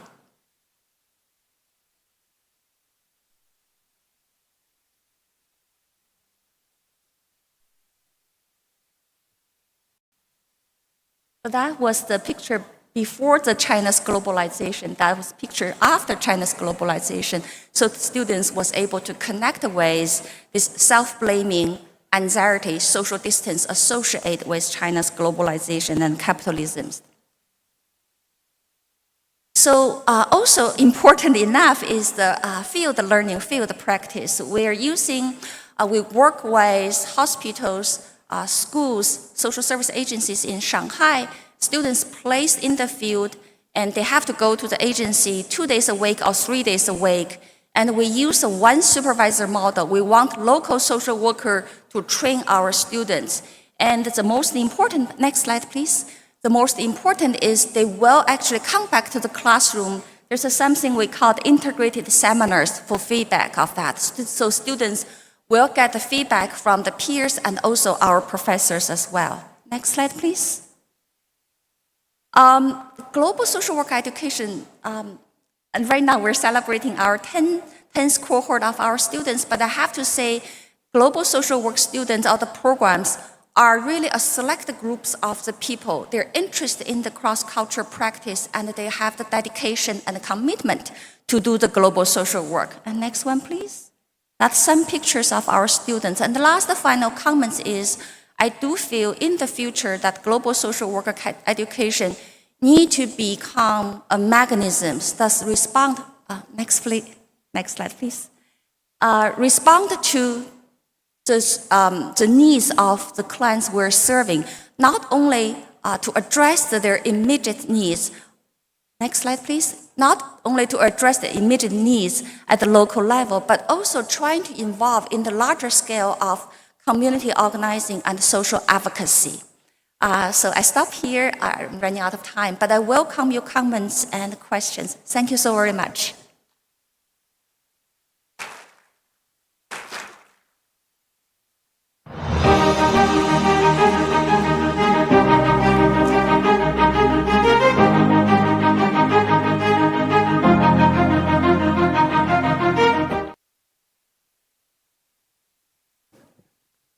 Thank you very much, Professor Xu, for providing insights on how it works to have a collaborative effort to open a program in Shanghai and integrating a diverse perspective in your teaching in social work and blending Western and East cultures through teaching, field practicum, and research. Our next speaker, let's go to the second one. We have Dr. Peter Zisto, professor at the University of Nebraska, Omaha, United States of America. Professor Zisto is professor of social work at the Grace Abbott School of Social Work, University of Nebraska at Omaha. Dr. Zisto's clinical background is in psychiatric social work, and his current research is visualizing social welfare using documentary photography to reframe mental health stigma, models of care, and spirituality. Professor Zisto has established internationally with projects on social welfare development in China and documenting its mass internal migration. He is the editor-in-chief of the Academic Journal of Social Work and Christianity. In 2022, Professor Zisto was a senior Fulbright scholar at the National University of Singapore and US. The title of Professor Zisto's presentation is Social Work on Observational Science of Practice. Please welcome to the stage Professor Zisto.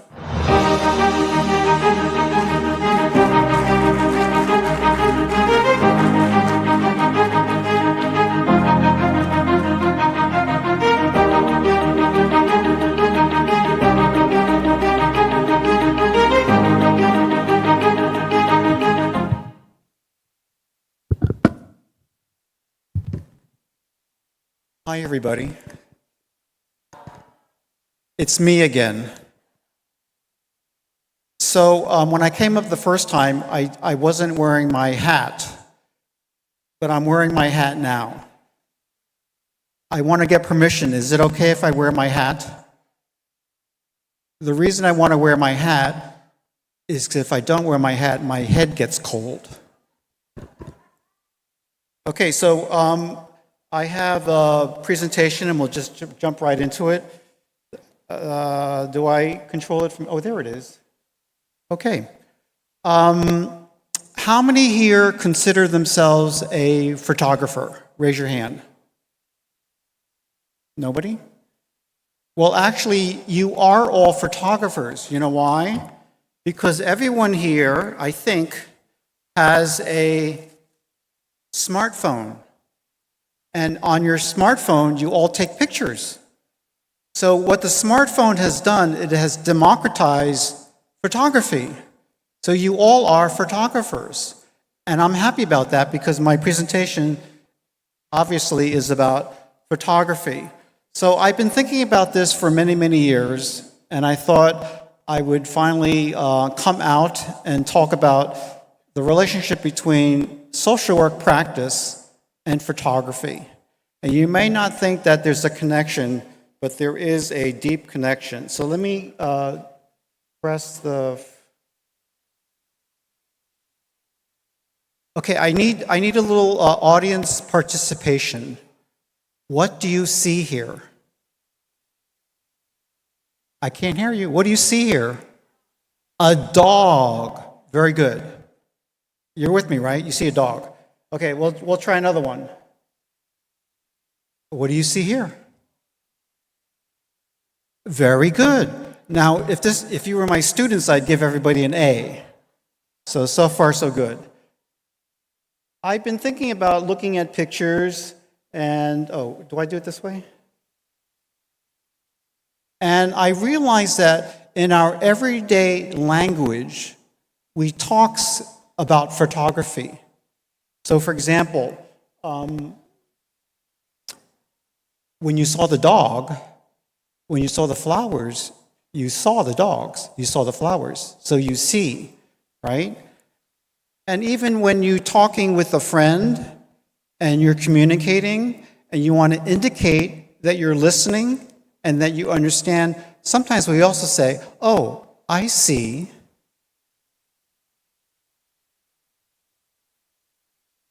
And I've been in Jakarta for a very short time, but I've been looking out the window and seeing things, and it's like our everyday language. We go, oh, can you see that? Or we say, let's go see the sunset. Maybe we'll do that later today as a conference. Or you say, I can see it in my mind. And here's a nice transition, because I realize that there are two ways of seeing, and I'm going to explain that in a second. So there's your seeing in everyday life, but I think that kind of seeing we take for granted. And if we slow down and saw or see more carefully, the world would open up to you.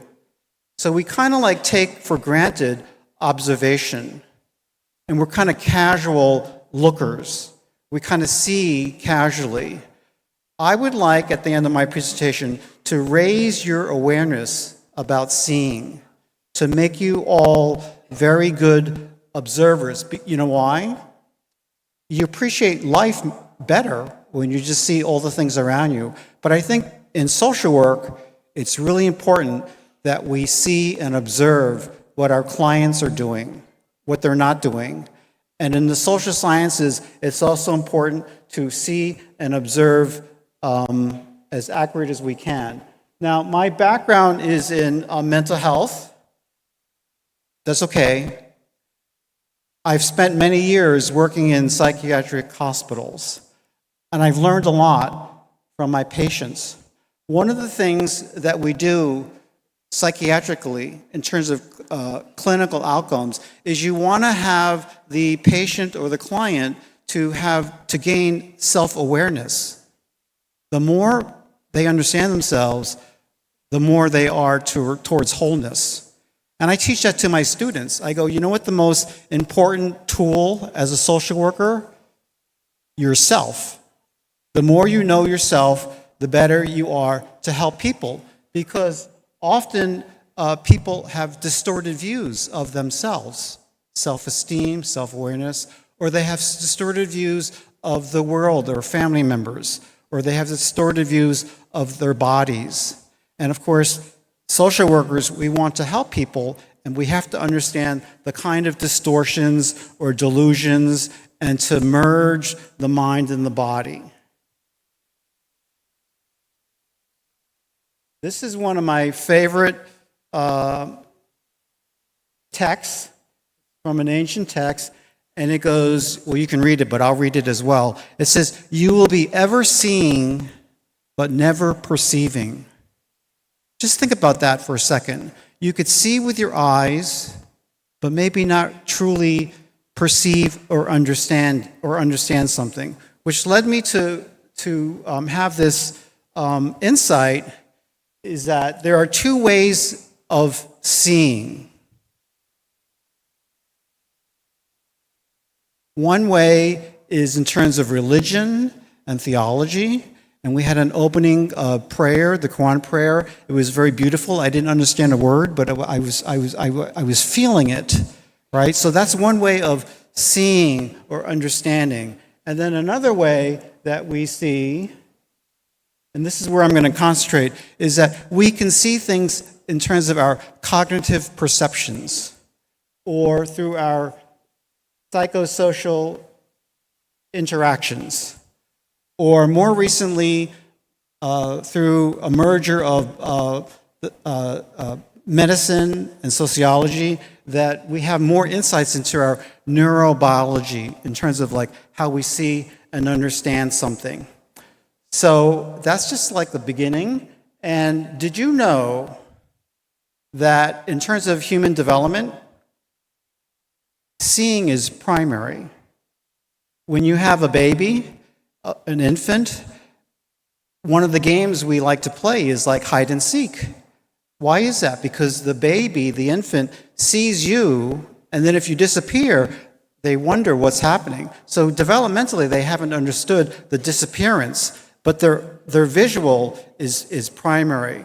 So we need to kind of like recapture that or embrace that even as adults. So seeing is primary, which is of course what I'm trying to emphasize. And so two ways of seeing. One is optically, with our eyes. I wear corrective lenses. If I took my glasses off, you all disappear. I can't see you. So seeing is very important, but that's just the optical part. But there's another way of seeing is understanding. And we need to combine that. And imagine if we all had a high level of consciousness about optical seeing and comprehension. We would really understand the world in a better way. But there are a lot of tricks that our mind plays, and that's the challenge of policy, that's the challenge of social workers, is to have perception and reality really the same. So here's a little test. If you look at this image, some of you are going to be seeing one image, and some of you are going to be seeing another image.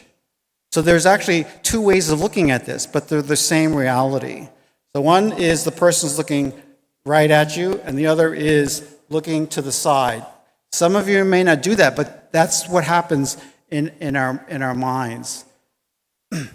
So I think visualization is very important, and the reliability and the verification of what we see is very important. Now, there's a debate, we're not going to have that here, but there is a debate between, is social work an art or is social work a science? And we heard a little about this before with one of the speakers about how the social sciences is biased towards objectivity and subjectivity, and how the values are very important. So I just want to recognize this, but move on to the eye. The eye is very important. Most of us maybe think of seeing just at this level, the optical level. That's very important. As you know, if you wear glasses, that you want to see accurately. But what I hope you take away is that it's really this perceptual dimension of seeing that's important.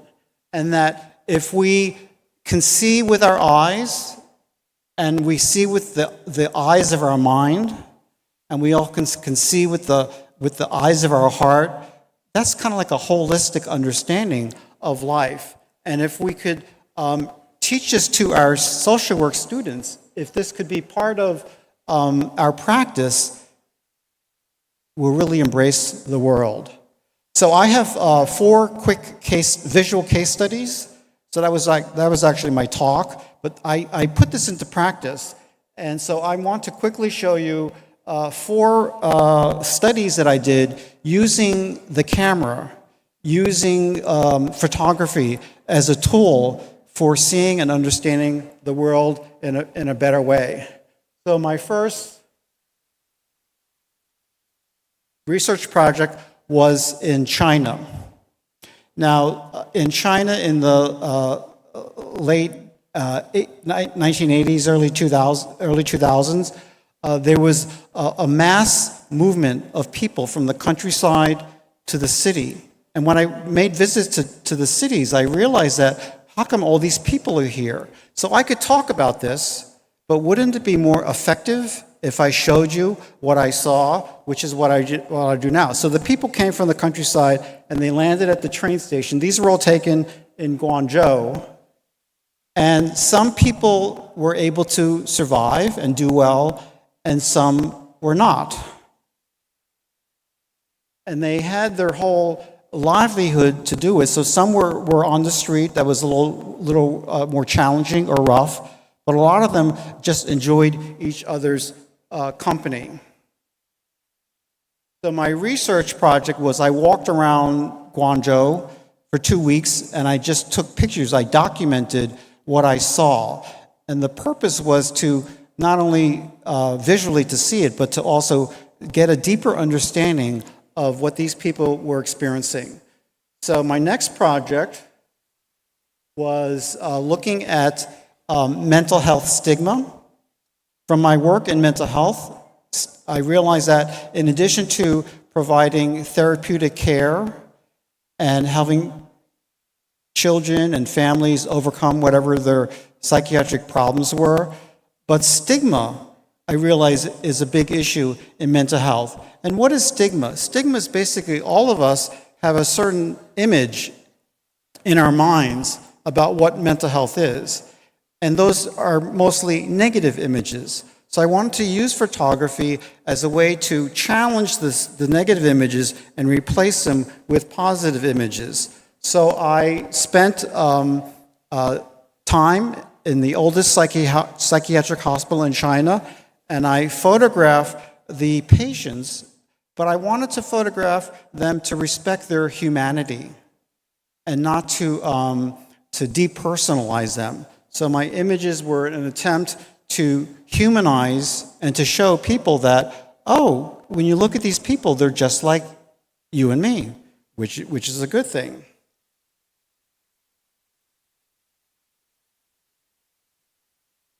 My other project I called Psychiatric Space, and I realized that not too many people in society have been inside of a psychiatric hospital because of the stigma.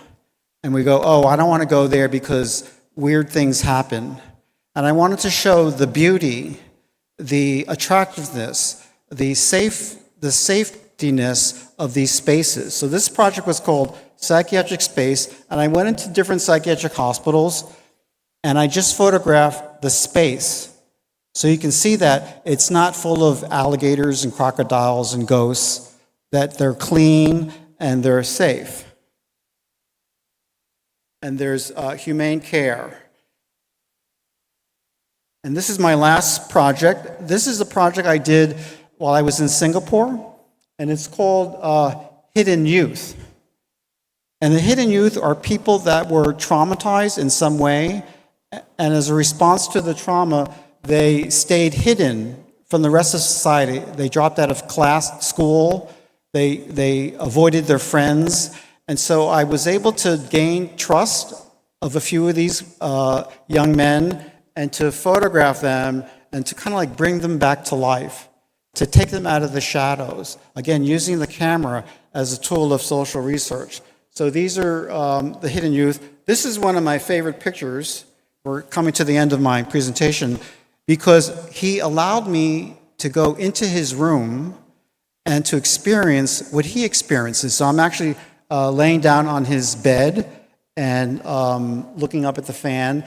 And then he let me go behind him, which is a lot of trust. And I took this photograph from behind him while he was sleeping. And we'll end here.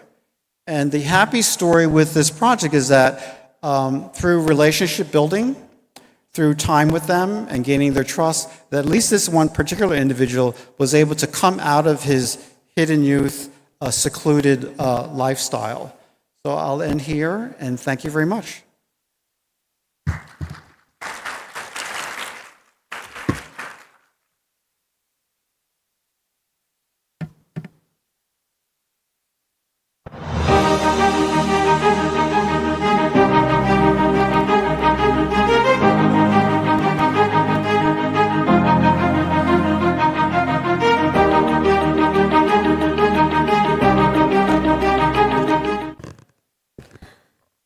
Thank you, Professor Zesto, for your insightful and very powerful presentations on how to use photography as a tool in understanding reality, also in research.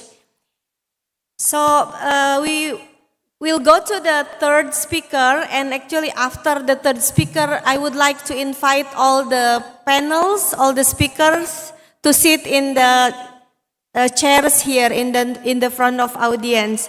But we would welcome our third speaker, Dr. Violet Horvath, MSW, MFA, the Director of Pacific Disability Center. Dr. Horvath is the Director of Pacific Disability Center, John A. Burns School of Medicine, University of Hawaii at Manoa, and she is also field instructor in social work for the University of Hawaii and Hawaii Pacific University. Dr. Horvath worked closely with the Hawaii Division of Vocational Rehabilitation. She is the chairperson of the State of Hawaii Disability and Communication Access Board and is on the Legislative Parking and Transportation Standing Committee. Dr. Horvath is on the Research and Human Studies Committee for the Waina Coast Comprehensive Health Center.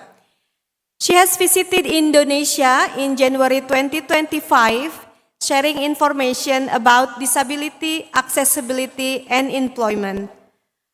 Dr. Horvath also has lived experience as a person with disabilities. The title of her presentation is about Indonesia. In Indonesia, all disabilities are invisible. So welcome to the stage, Dr. Horvath.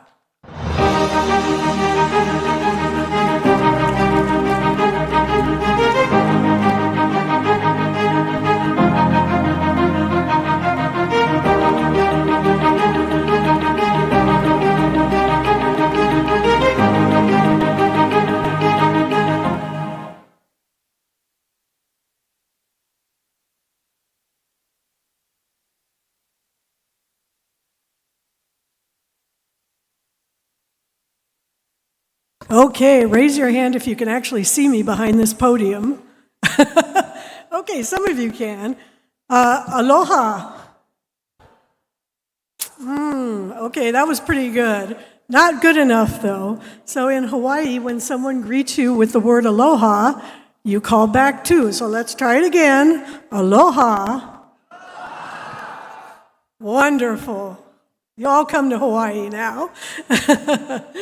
As Tuti introduced me, I'm Dr. Violet Horvath, Director of Pacific Disability Center at the John A. Burns School of Medicine, University of Hawaii at Manoa. And just to clarify, even though I'm at the School of Medicine, I am not a medical doctor. I am a proud social worker and a person with a disability, as you heard and you saw. So actually, if we could, there are the slides, thank you. So let's go to the first slide then. All right, so some disabilities are visible. You see someone walking using a guide dog, someone who has a limb missing, uses a wheelchair, or so on. But a lot of disabilities,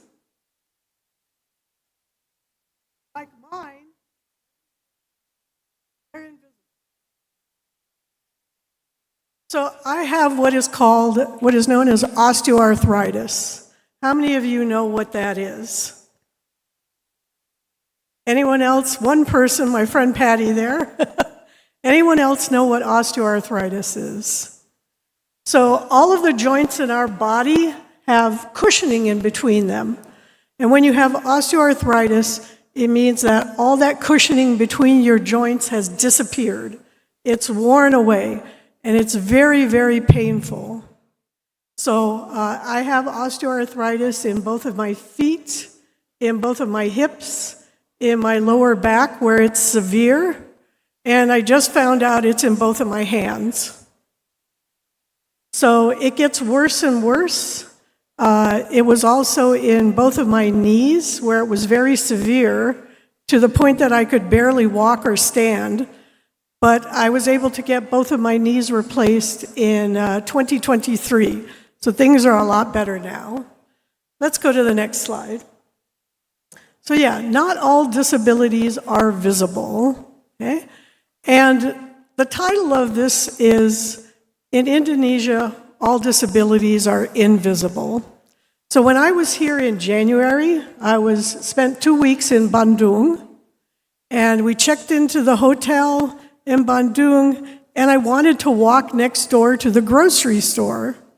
And I could tell that the staff at the hotel, they said, "Oh, do you want a taxi? Do you want a taxi, miss? Miss, you want a taxi?" "No, I'm going to walk." And I could tell they were smiling at me, but they were going, "She's going to walk?" And so just in that short walk to get to the grocery store, I realized it's almost impossible for someone with a disability to be able to go around. The infrastructure is not set up. It's hard to walk. It's hard to use the buses. So that's where it came from in Indonesia, that all the disabilities are invisible. It is rare to see a person out in public with a visible disability. All right, let's go to the next slide. All right, so there are many different categories of disabilities. In the interest of time, I won't go into detail. And there are many different ways to categorize disabilities, but you have physical, sensory, intellectual, and developmental, mental health, and other like speech or language disabilities. And often many people like myself have multiple disabilities. In Asia and the Pacific, there really is no good number. We really don't understand how many people have multiple disabilities in the Asia-Pacific region. Okay, let's go to the next slide then. So this estimate of how many people have disabilities in Asia and the Pacific comes from the United Nations.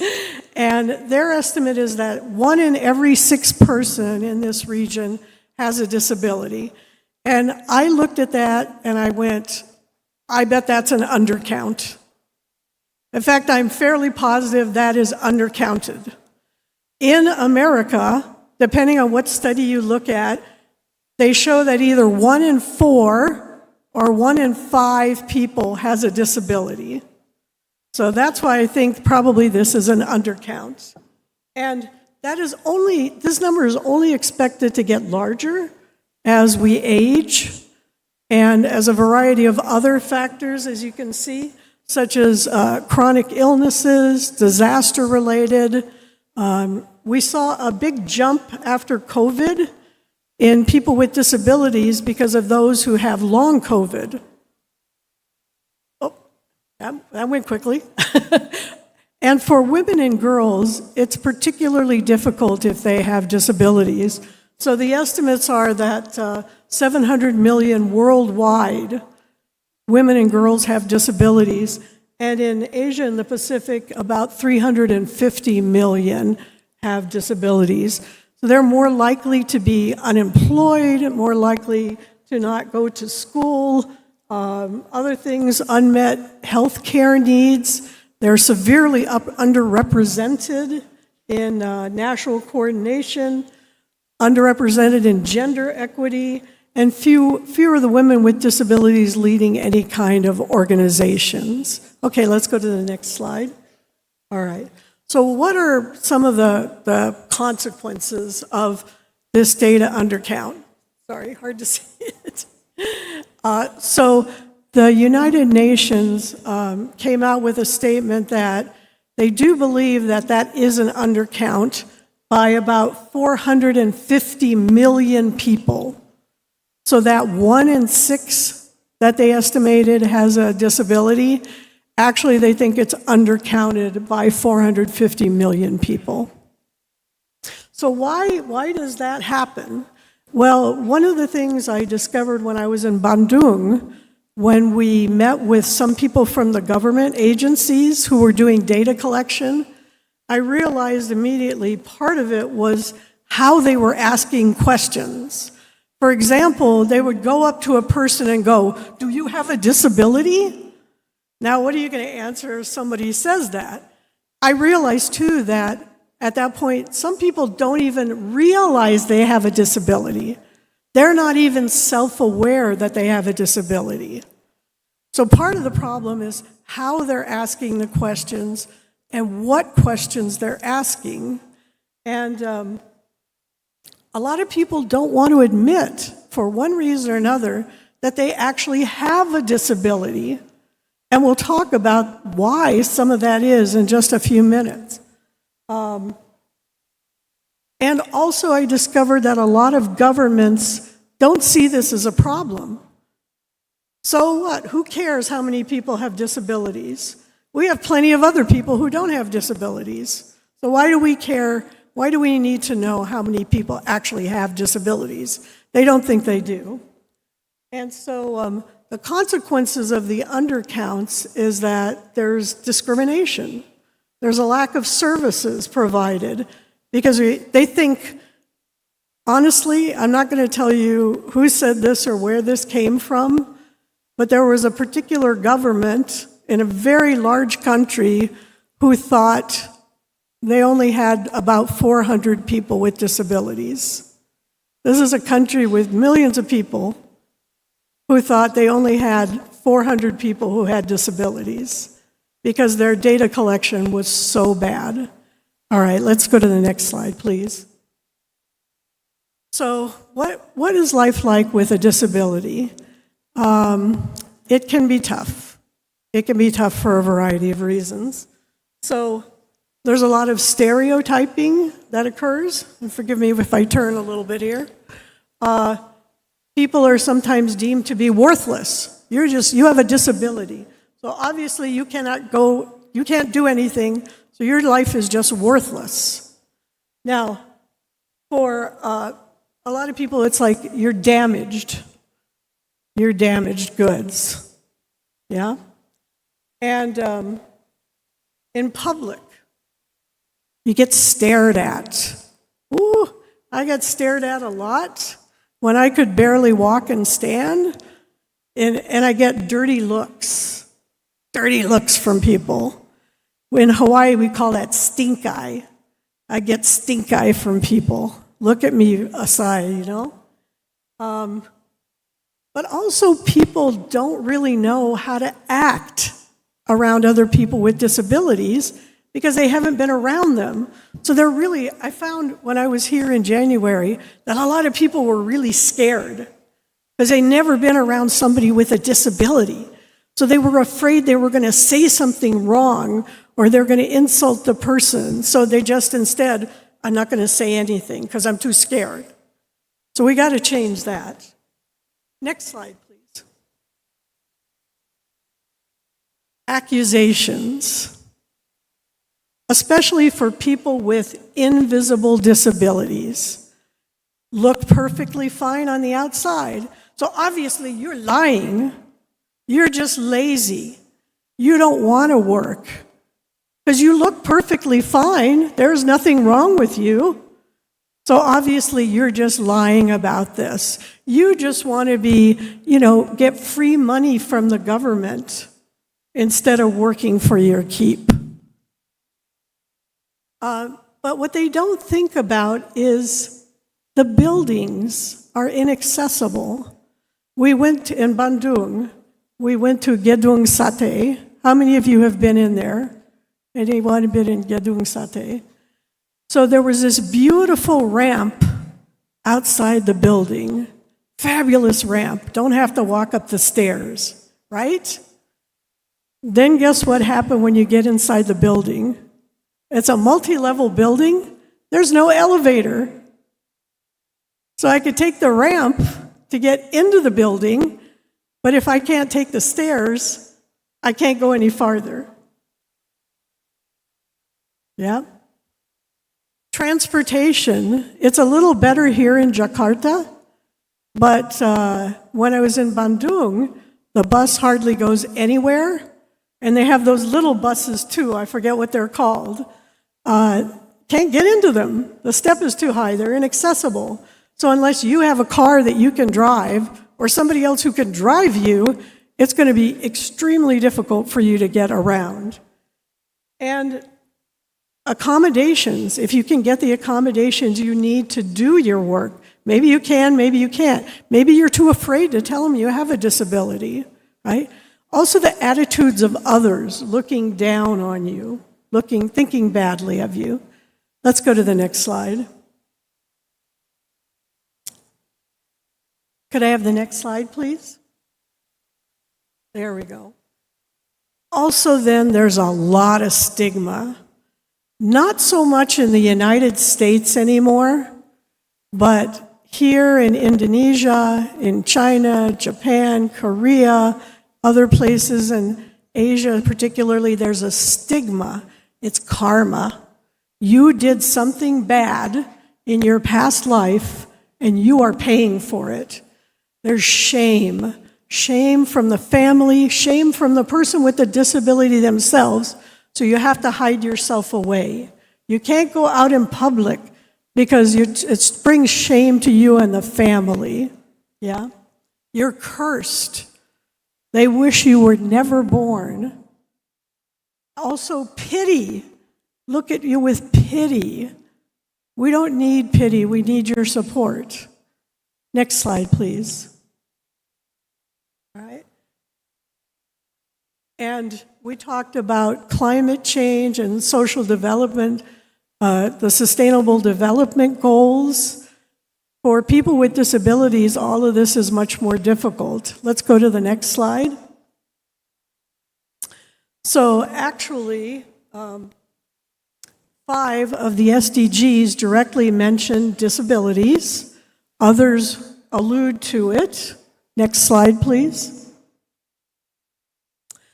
Universal design is designing everything, products, services, everything we use and do in a way that everyone can use them.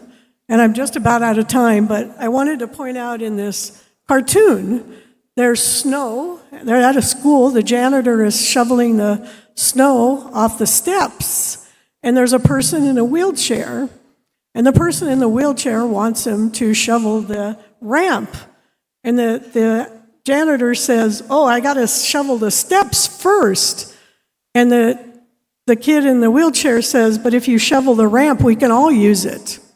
That's a perfect example of universal design. Go to the next slide. So all these things that we think of as accommodations for people with disabilities are actually things that help everyone. Things like curb cutouts, for example, barrier-free entrances, automatic doors, all those things that we call accommodations actually help all of us. Next slide, please.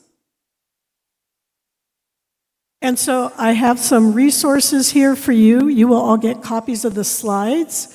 This is all Asia and Pacific-based work that has been done in disabilities and climate change and sustainable development goals. You can go to the last slide, please. And as they're bringing that up, I'd like to say a special thank you to our gracious hosts and to all of you faculty, staff, and students who have come out to help make this possible. Thank you for listening, and thank you so much for your time. Mikasi.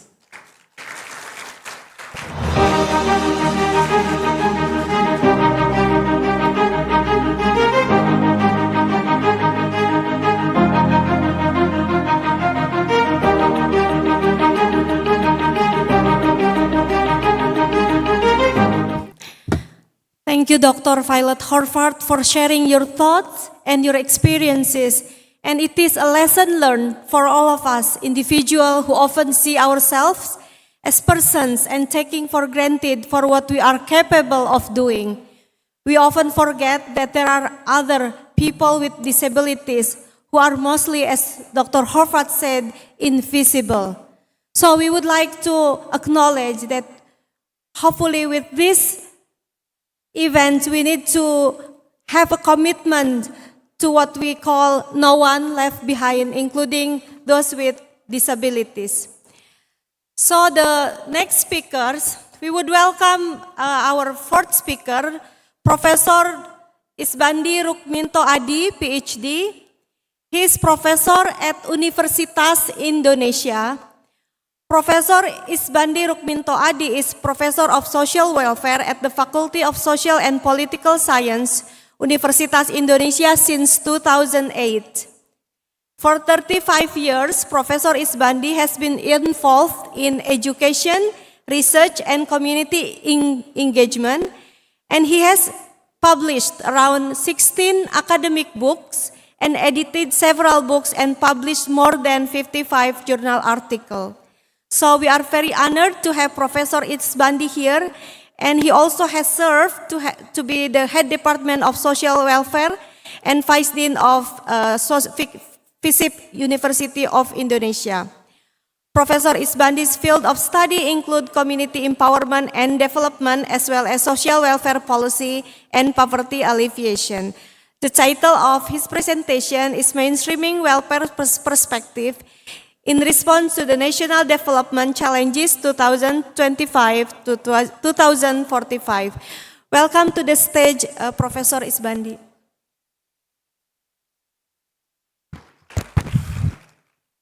Thank you. Good morning. It's nice in here because it's freezing there. So that's the reason why I moved first before Bu Tuti finish speaks first. Okay.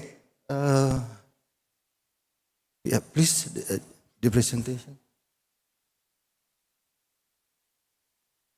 The slide. Yeah, okay. Yeah. So it is a little bit different with the first three speakers. It's I will talk about the macro aspect of the social welfare. It's about mainstreaming welfare perspective in response to the national development challenges. It's not the dark Indonesian, even it's a little bit dark. No, it's not a dark Indonesian, because sometimes there is an issue about a dark Indonesian and a clear Indonesian recently. Next, please. Yep. I will begin the presentation with the the context first. It's about the insecurities and the social welfare. Next, please. Next. Yep. So I have around 28 slides. So for 15 minutes, I need around only 30 seconds for each slide. So it will be very fast for every slide. Okay. I will begin with the insecurities issues. The issues of the welfare is usually related with the insecurities issues. Next, please. The insecurities issues we usually related with the current vulnerabilities, and also there is an uncertainty about the future. And people who can, or the system, or the government, who can make the citizen is more secure, is the welfare condition of the on that country is getting better. So the social welfare condition as a condition. Next, please. Just move it around. Yeah. Yeah. Next slide, please. Next slide. Yeah. Next. Yeah. Yeah. Just click. Yeah. There's the condition of the social welfare. It's related to the condition what the people can fulfill their material, spiritual, and social needs. I just basically on this. Bapak Director General also mentioned about the basic sandang, pangan, and papan, clothing, housing, and food. So, the next, please. The issue of insecurity, and to make it more secure, so it needs about the needs of fulfillment, the fulfillment of the needs, and the stability of the fulfillment of the needs, and the continuity. It will be a problem if the, for example, if the freelance, there is a program for the freelance. Freelance will increase the what is the nutrition of the students. But if it's not continuity and it's not stable, so it's not. I think it will not give much impact to the student itself. So there's the, for the secure condition, so the needs of fulfillment is need to stable and continuity.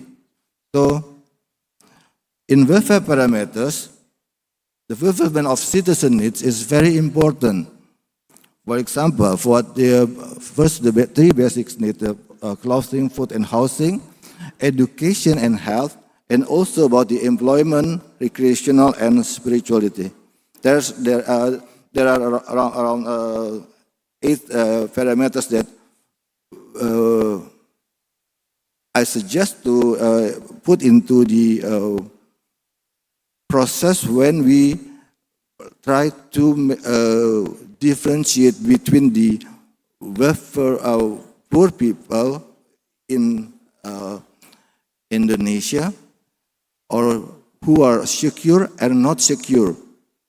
This is the problem when we are talking with the government officials, then with the board of plannings. We have the discussing about the indicators, so how to measure. We have, for example, about the poor people, we have the difference between the Central Bureau of Statistics and the World Bank. The different indicators give the different result, and the numbers of people who's being poor. So I put the next context. Next, please. What the development approaches and the globalizations. Yeah. Next, please. Yeah. Next. Yeah. Since 1970s, Indonesia mostly do the approach for the development is the growth and equity development approaches. Mostly it begins with the introduction of global industries and companies as the basis of the economic growth. So they built the infrastructure to support the global companies and to enable local development. The assumptions for the increasing people's welfare is trickle-down effect, which will boost the local economy and increase family income. The focus on the these exogenous models is the developing physical and capital and financial capital. Next, please. Next slide, please. Yeah. So to increase the human well-being, so in order to increase that human well-being, the government need to increase the ability to access of human services. In order to increase the ability to access human services, people should have sufficient income. So there must be an economic growth. To make the economic growth, the government need to decrease the number of unemployment. To decrease the number of unemployment, the government needs to increase the opportunity to work. And this is the what is the big master plan is for the increasing the opportunity to work, so we need the foreign direct investment through privatization. And to make the foreign direct investment, we need the deregulation. This process since 1970s to 2024 is still the main, the core areas of the development. So next please. The focus of the exogenous development is the financial capitals and the physical capitals. That is the focus of the exogenous development. So next please. Next slide please. Yeah. So the assumption is based on the economic rationalism logics. So if the economic is better, so all of the aspects will be better. So the financial capital, physical capital, and the technological capital is the main areas to be focusing on the development. Because the financial capital, physical capital, and technological capital is better, so the human capital, social capital, spiritual capital, and environmental capital will be better. So that's the logics of the economic rationalism. So next please. Yep. So this is one of the alternatives that have been delivered to our students and also our governments, apparatus in many ministries for about more than 20 years, 22 years. I think from the 2003, we begin to discuss about the shifting the perspective from exogenous to endogenous development. Next, please. Yep, endogenous development. Endogenous development is not the indigenous development. So I'm talking about endogenous development. What is endogenous development? Next, please. Endogenous development is an alternative of development in developing local community. It's focusing on empowering local community through learning process based on their own capital so that people have a sense of ownership to promote things that are very important in their area. From the endogenous development, the movement is from the empowerment of the local community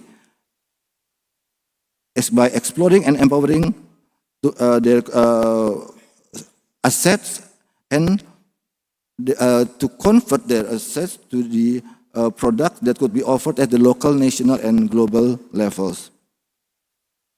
By using the endogenous development, we can utilize and conserve our local resources, such as environmental capital and cultural capital, by using also the local technology.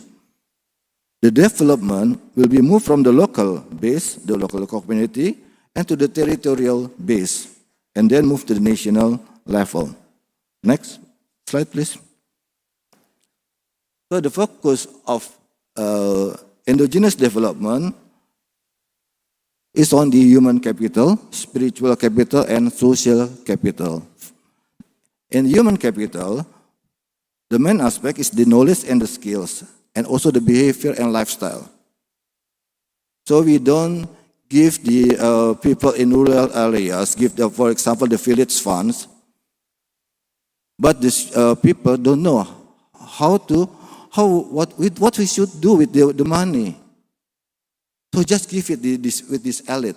This elite will disperse all the money. No. So the basic option for this one is to make people in local community have knowledge and skills.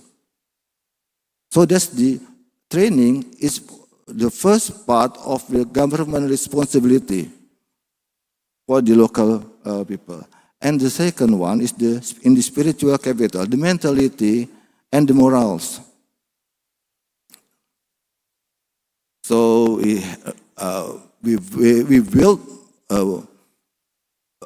people who have strong mentality and good morals. We have many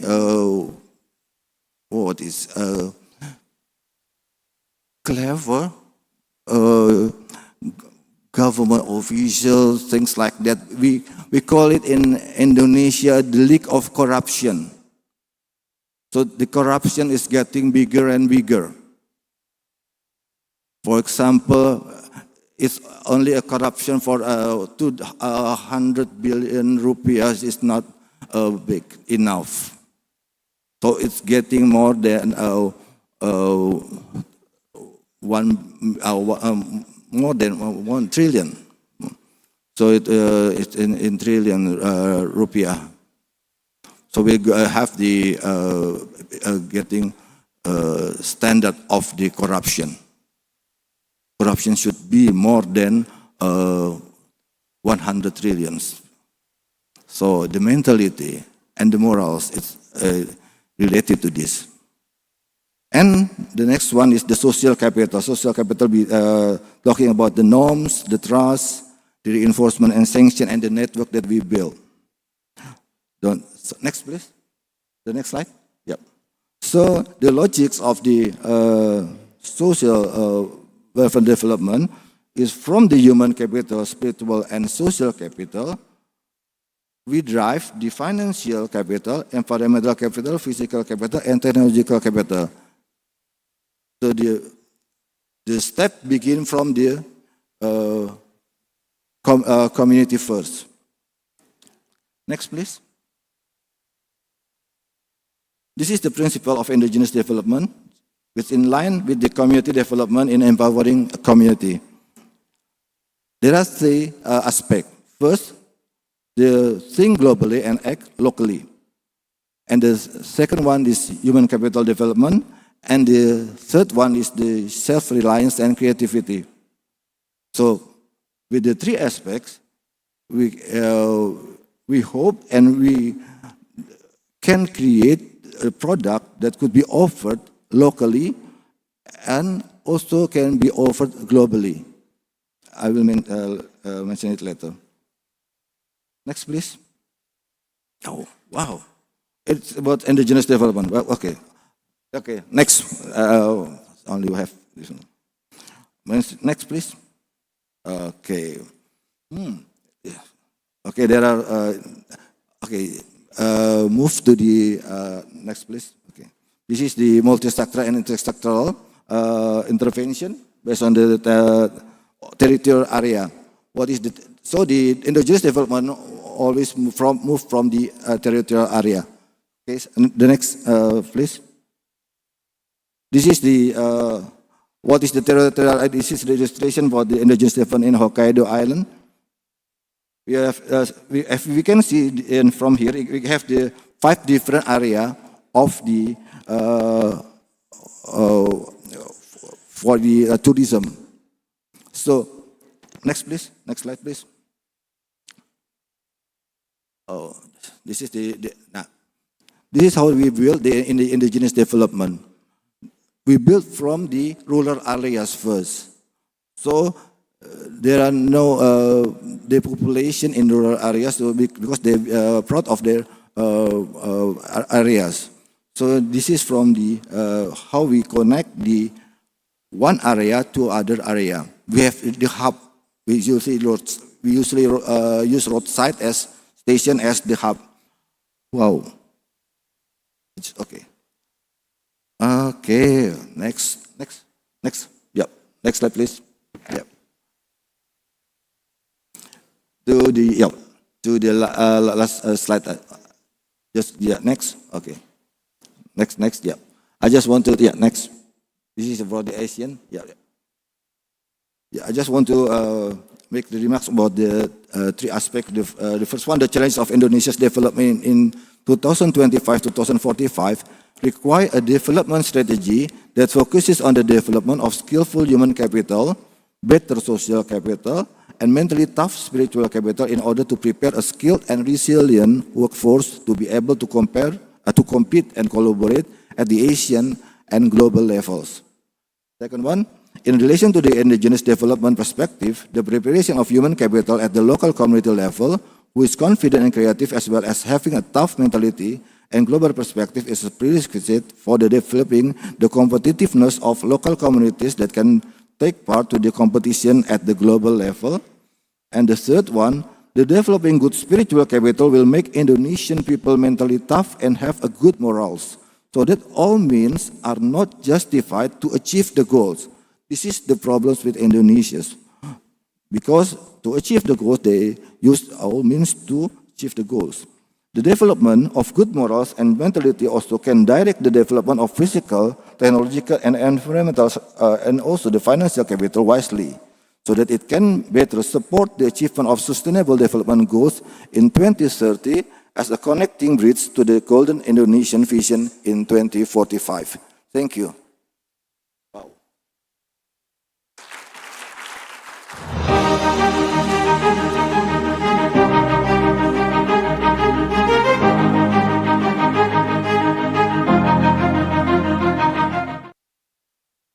Thank you so much, Professor Isbandi, for your speech and insight on how it works in terms of social welfare in Indonesia and our development in Indonesia toward 2025 to 2045.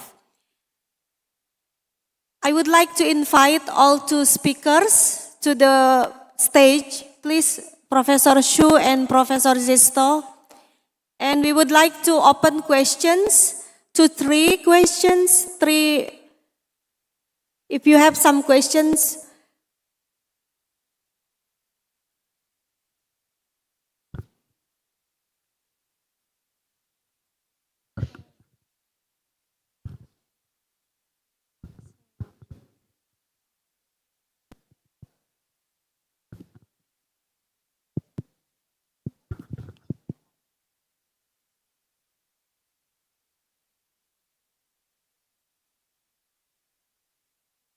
So again, thank you very much for all the speakers. We are honored to have all of you here.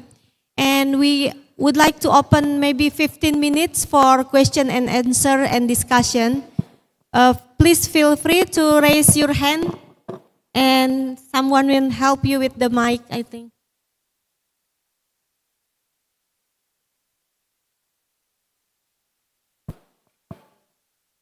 Yes, please. Professor Paul. Miss Dinar, can you help with the mic? Oh, we do have the mic there.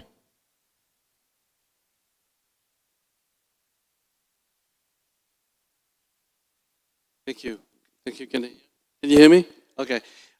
Professor Peter, if I were to look, how do I get to know what that behavior or that person, that pose, how do I know what the person thinks? So on. So looking, I just look. Professor Paul, sorry, can you put your mic okay. a little bit? Yeah. The 4 case studies, you show looking. So what I want to know is what do I need to do to find out what that person or that situation, what the person's thinking is? Yeah, Peter.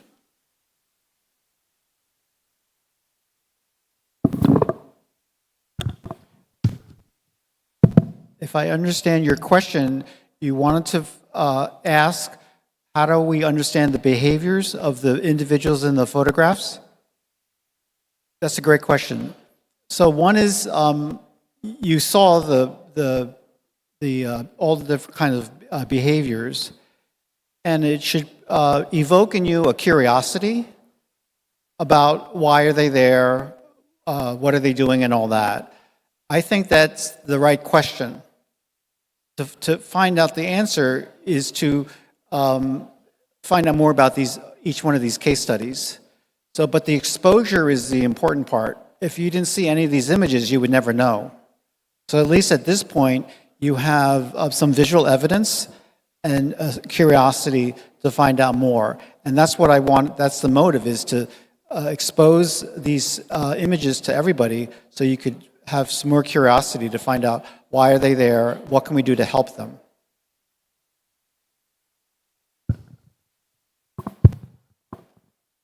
Thank you. Please, Pak Dr. Puji. This one. Is it on? All right. Thank you. Congratulations to the speakers.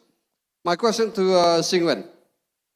Singwen, I watched with great interest how the New York University actually landed in Shanghai. It took 2 decades to become your program. My question is this.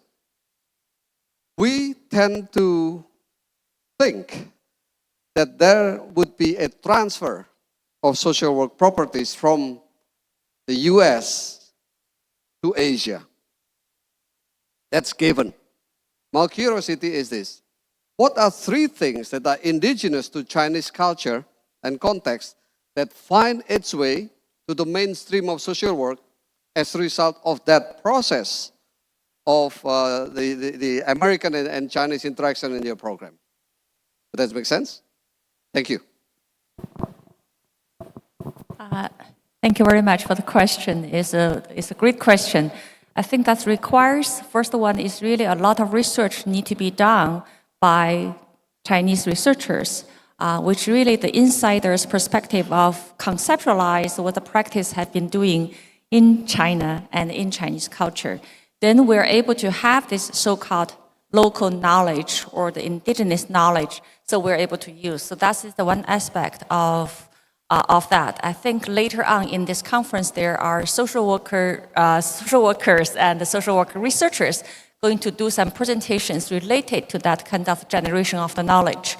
And the second one is, I think the way we do the training in our social work education is really depends on the students' personal experience.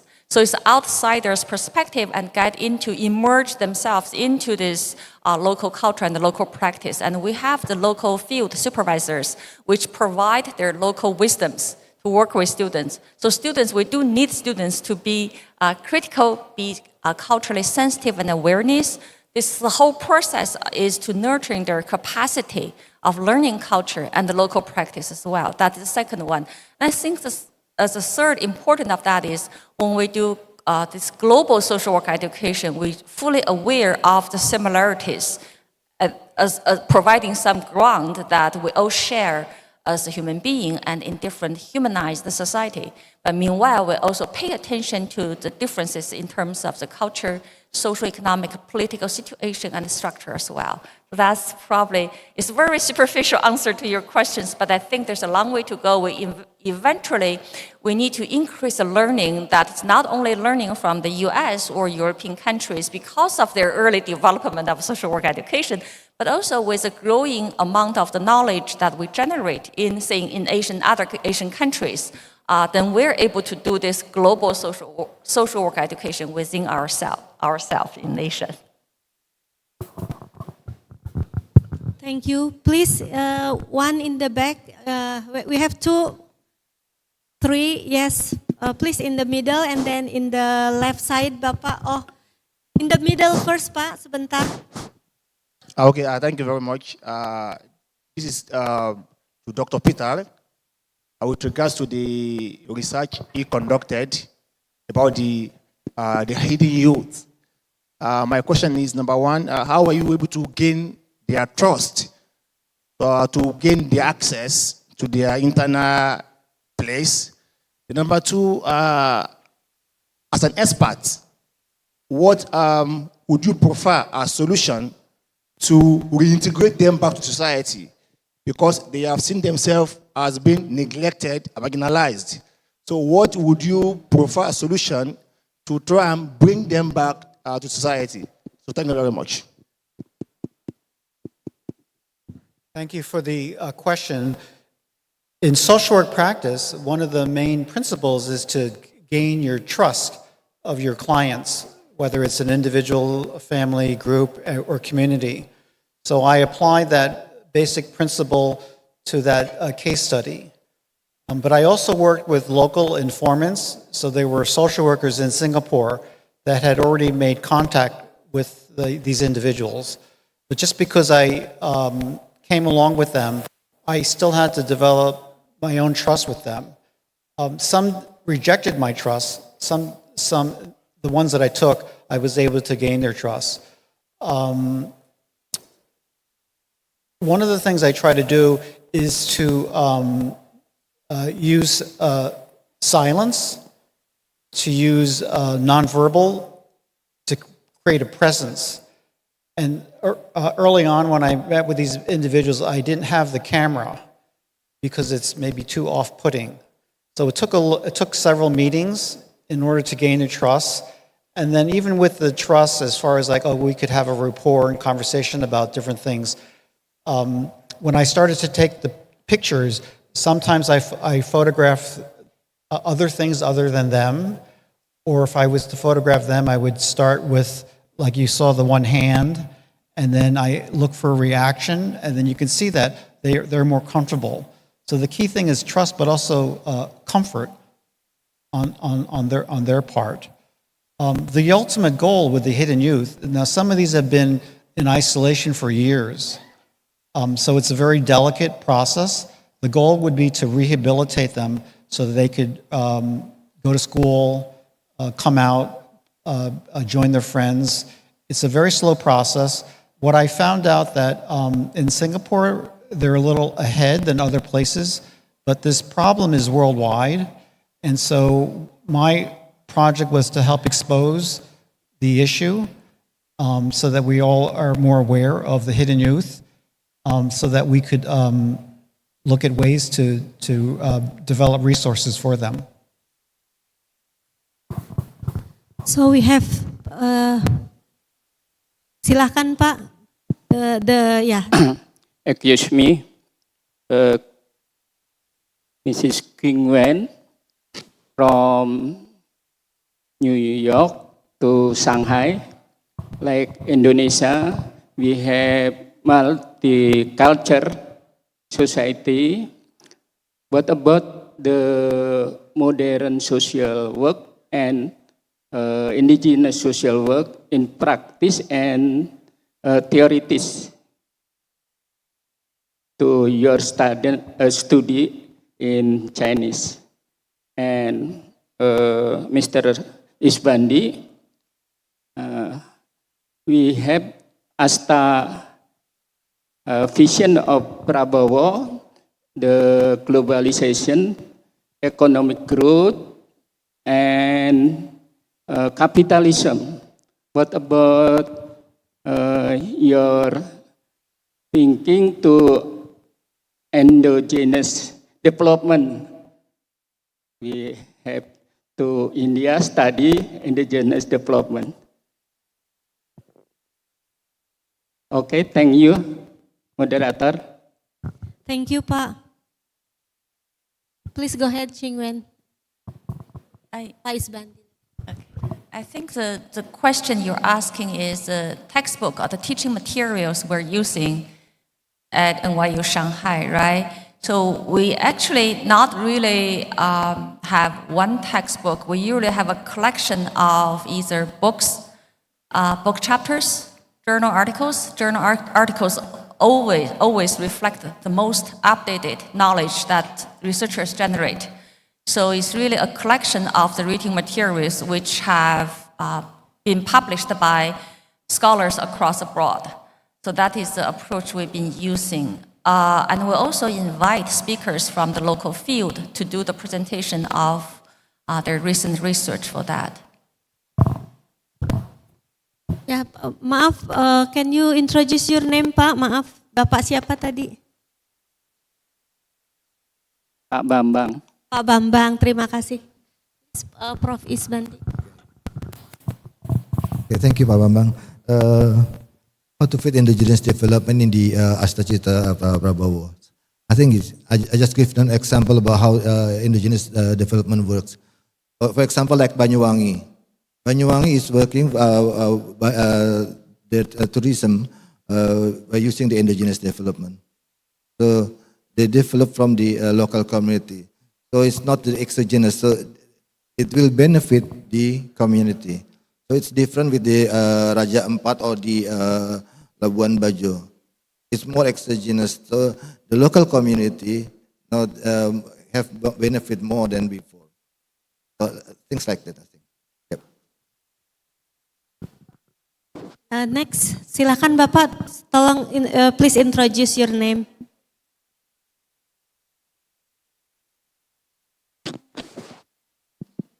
Okay, thanks.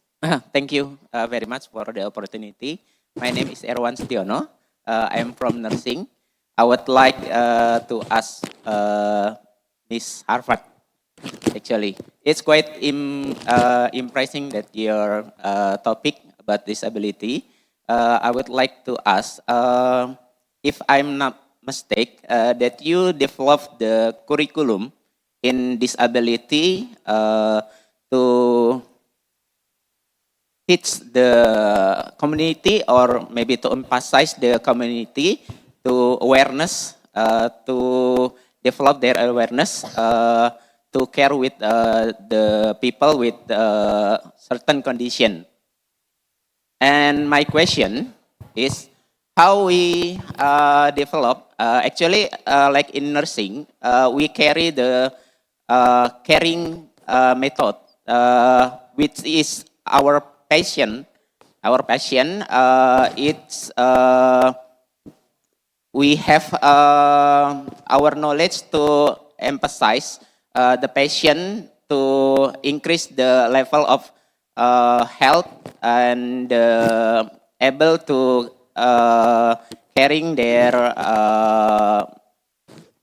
health and also caring their activity. With disability patient, like your said before, it is quite important to develop the curriculum, how to emphasize the government, public transportation, and also public area to provide the sign and also to provide some facility to this ability patient or client or individual in community.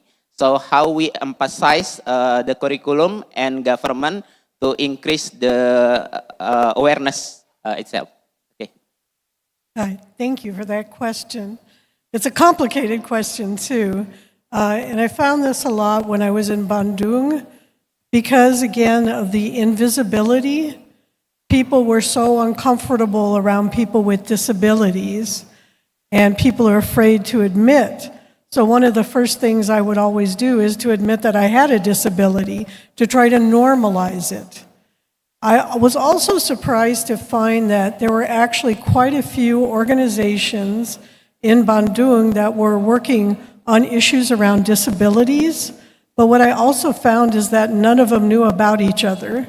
So they were not networking, they were all going and doing their own things. So we worked a lot on trying to get them to network and to try to really normalize it, to try to get people with disabilities out into public so that it became more accepted, more normal to see, and that's going to take a lot of time to begin with. But I do the same thing with my students too back in America, that for us at Pacific Disability Center, disabilities is at the heart of everything. This is normal every day for us. But I will tell you, even at the School of Medicine, we have a lot of medical doctors, our professors, who do not know a lot about disabilities. They do not know how to work with their patients who have disabilities, how best to treat them. So we've been doing a lot of work there. I do what I call the gentle squeaky wheel. I don't know if you've heard the term, the squeaky wheel gets the grease. Have any of you heard that term from America? So if you make a lot of noise, it brings attention to your problem. So I try to do the gentle squeaky wheel.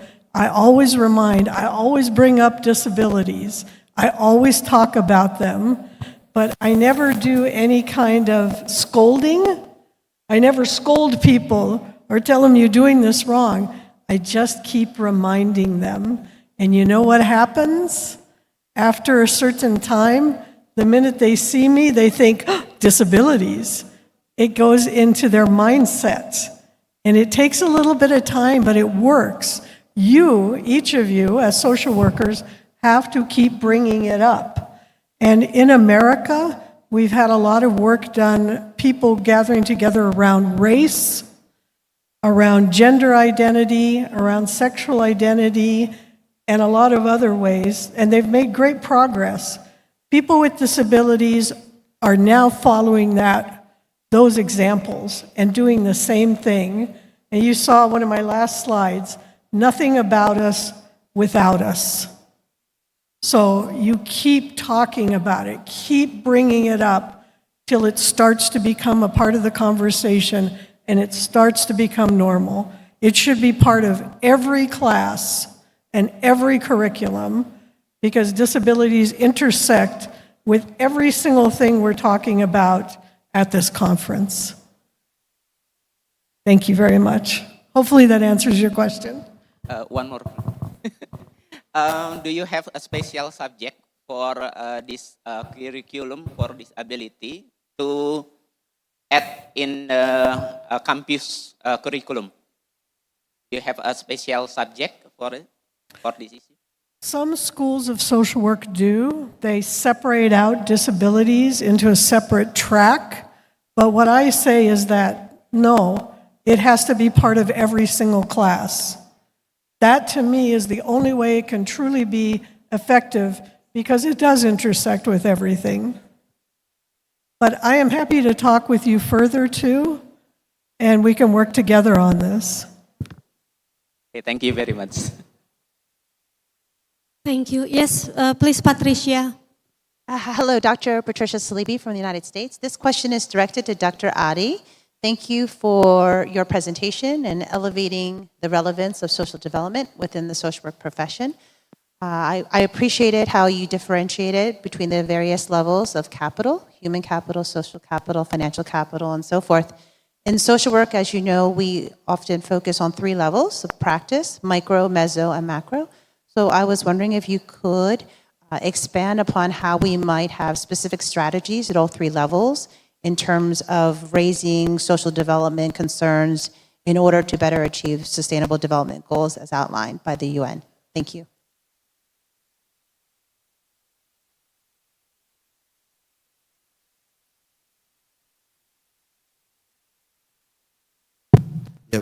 For the indigenous development, usually we begin with the local community first. So we work with the first we on the planning. First we do the planning on the national level or at the kabupaten kota or the provincial level. We usually from the prefectural or provincial level. For example, in Indonesia we have Borobudur. So area around Borobudur could be empowered. So we work in the local with the local community so to see what is the potential of sectors that can be developed. So we begin with the local community. So after that, we try to develop their skill first. After we build their skill, so we hope they can produce their products or the things that they can offer. So there are many things. For example, from the dancing, the festivals, there are many things from the local culture, things like that. So we make it in one area. So there's the tourism area, one tourism area, second tourism area, fourth tourism area. So we connect with the hub. That's the ideas of the indigenous development. So it's related from the national planners with the to the provincial and to the city or kabupaten levels. So, but we work with the local community first. So the benefit is for the local community. It's not on from the other areas. So that's basically the principle that we're trying to exercise in the last 20 years. Thank you, Prof. Isbandi. Any other questions? One more. Yes, please, in the back. Please introduce your name. Yeah, okay, we have two more. Hopefully we have 2 or 3 more minutes and then we will wrap up. Okay, please let me introduce myself. My name is Angelica. I would like to ask Mrs. Howard. So thank you very much for your great presentation. So back then, when I was doing an internship as a teacher in public high school in my city, I encountered that, so I teach a class where we have 2 disabled students. So among the other students that have no disabilities, I need to teach a class where I have 2 students with special needs. As the suggestion from the teacher, I need to treat them with special attention to them. But I encountered that some of the students may feel neglected or feel unfairness for them. But also, I encountered from the students with the disabilities, they say that, no teacher, no Miss Angel, I don't want to be treated like this. I want to treat equally like my friends. But I become very confused. So which strategies that should I give to my students? So do you have any suggestion that maybe teaching strategies that would work for both parties if I ever encountered again in the future? Thank you. Yes, thank you so much for that. That is a very common problem. Each of us with a disability, we're all different. Even if we have exactly the same disability, the language we use to describe ourselves, the way we wish to be treated or need to be treated can be very, very different. So at that point, if you have students in your class who have disabilities, I would talk with them beforehand, ask them how they would like to be treated. What can you do to help them? Some of them will say, yes, miss, please help me in class. Others will say, no, no, no. But you'll know ahead of time how they would like to be treated, how they would like to be referred to. And I think that's a kind of a short answer. I think that will go really a long way to helping you because we are all so different. I refer to myself as a person with a disability because as a social worker, we use that person first language, but you will find that other people want to say, I am a disabled person because they say that it's society that disables us. We're not the problem. The problem is that society is not built for us. And I can also talk with you some more afterwards too, and we can go into it a little bit more further. Thank you, Ms. Howard. Thank you, Dr. Horvath. The last question, please. So this will be our last question and we will wrap up. Okay. Thank you for such a great presentation. My name is Rosi. I'm Politeknik Kesejahteraan Sosial Bandung. My question for Dr. Horvath. There are still people with disability and who are rejected by their family and restricted by the surrounding environment, making many people with disability, especially and those with economic condition, there is the condition and the real condition become neglected and obstructed and have not even received and received care. This is certainly said because not all people with disability are covered by the government assistance. Dr. Horvath, as someone who is also active in inclusive policy development in Hawaii and the first-hand experience in Indonesia, we would like to know your view.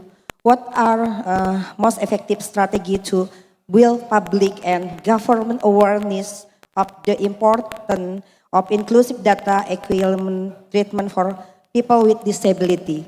And what practice do you think are relevant to adapt in Indonesia so that people with disability can live with more dignity, equality, and freedom from stigma? Thank you.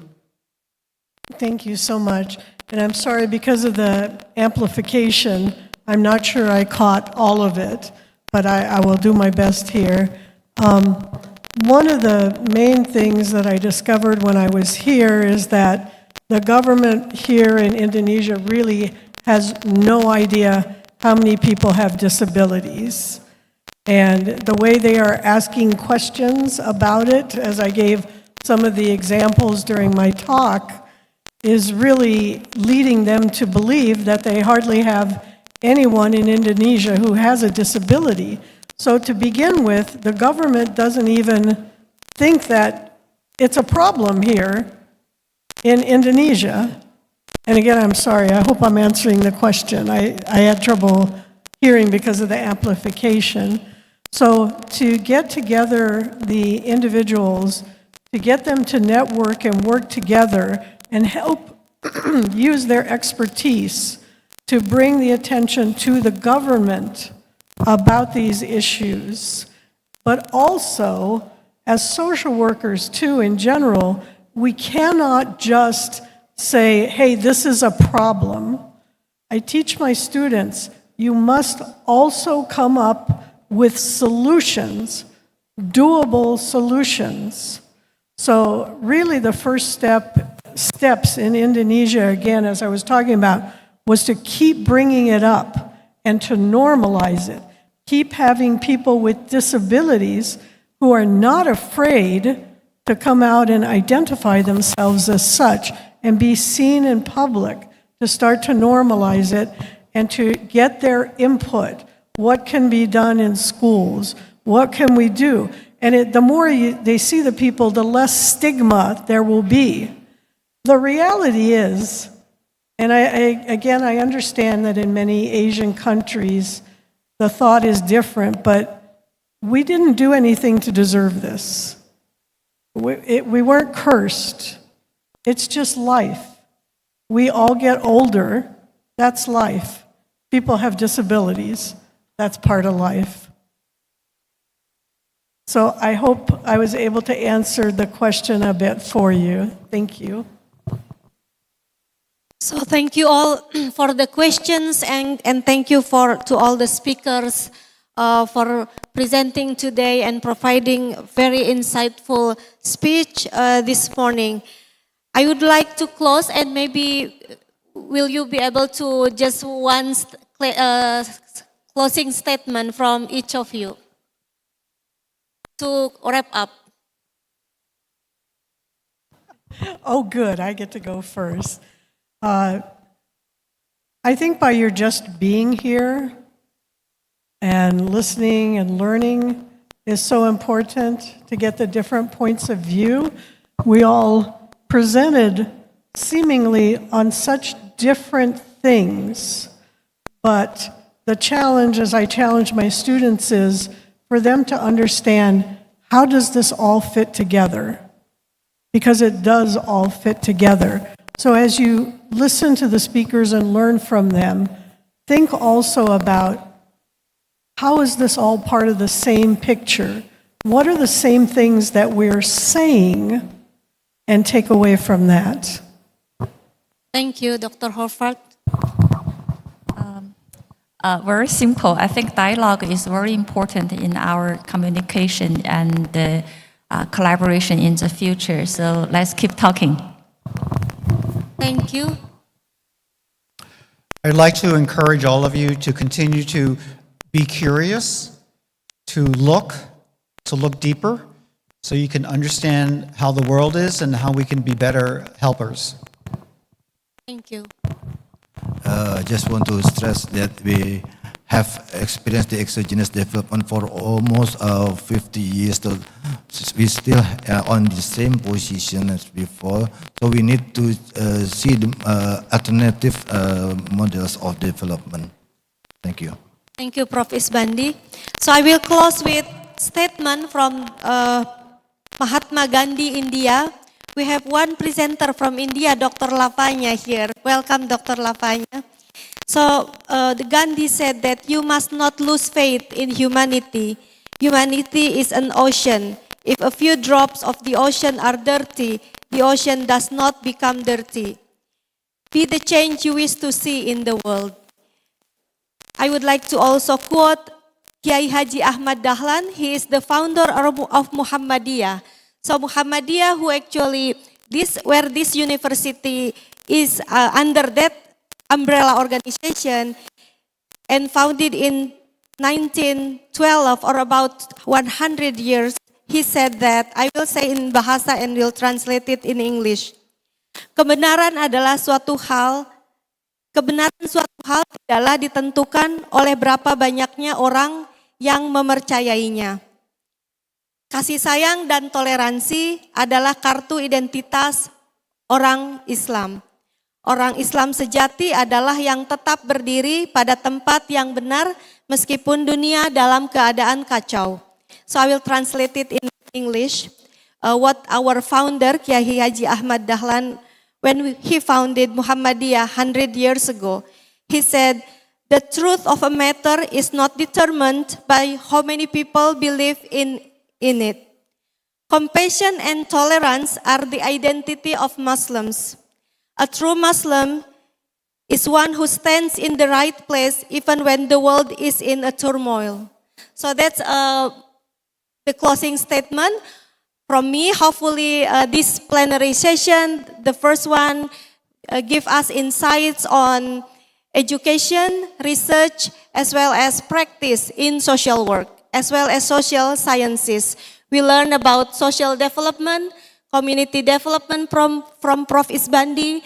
We learn about how we use tools to teach that unconventionally, like using photography from Professor Sisto. We learn about Professor Xu has established a school in Shanghai that's part of the New York University that would inspire us hopefully in the future. And from Dr. Horvath, who talked about disability, I would like all of us to actually say a word that you mentioned earlier. She said that about a movement within disability or other marginalized groups. There is words that we could actually all together say it. It is nothing about us without us. Can you all say that word? Nothing about us without us. One more time. Nothing about us without us. Okay, I think thank you very much. Thank you, Mrs. Duty Alovia and Mrs. WPHD. As the moderator and all the speaker, I remind you to please on the stage because next agenda is handing over certificate. All the moderators and all the speaker remain on stage, please.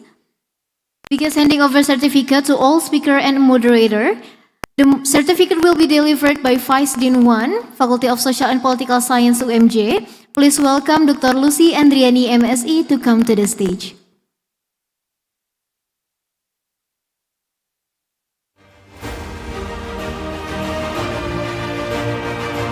The first certificate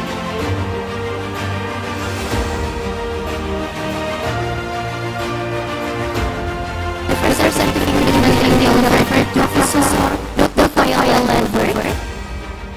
Next is from UMJ. Next certificate for Professor Peter PhD. And next certificate is for Professor Dr. Isbandi Window.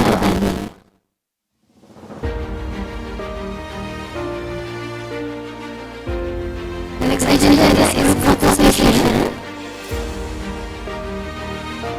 Okay, allow us to come together in 3, 2, 1. Another dose. In 3, 2, 1. Thank you so much for your willingness. We ask you to please be seated.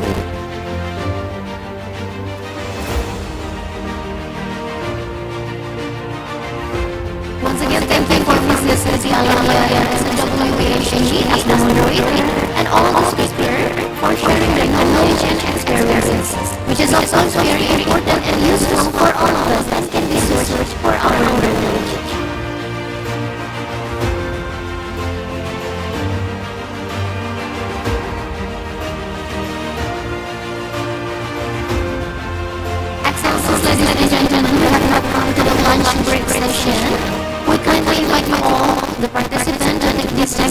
to relaunch, refresh, and prepare for the next session ahead.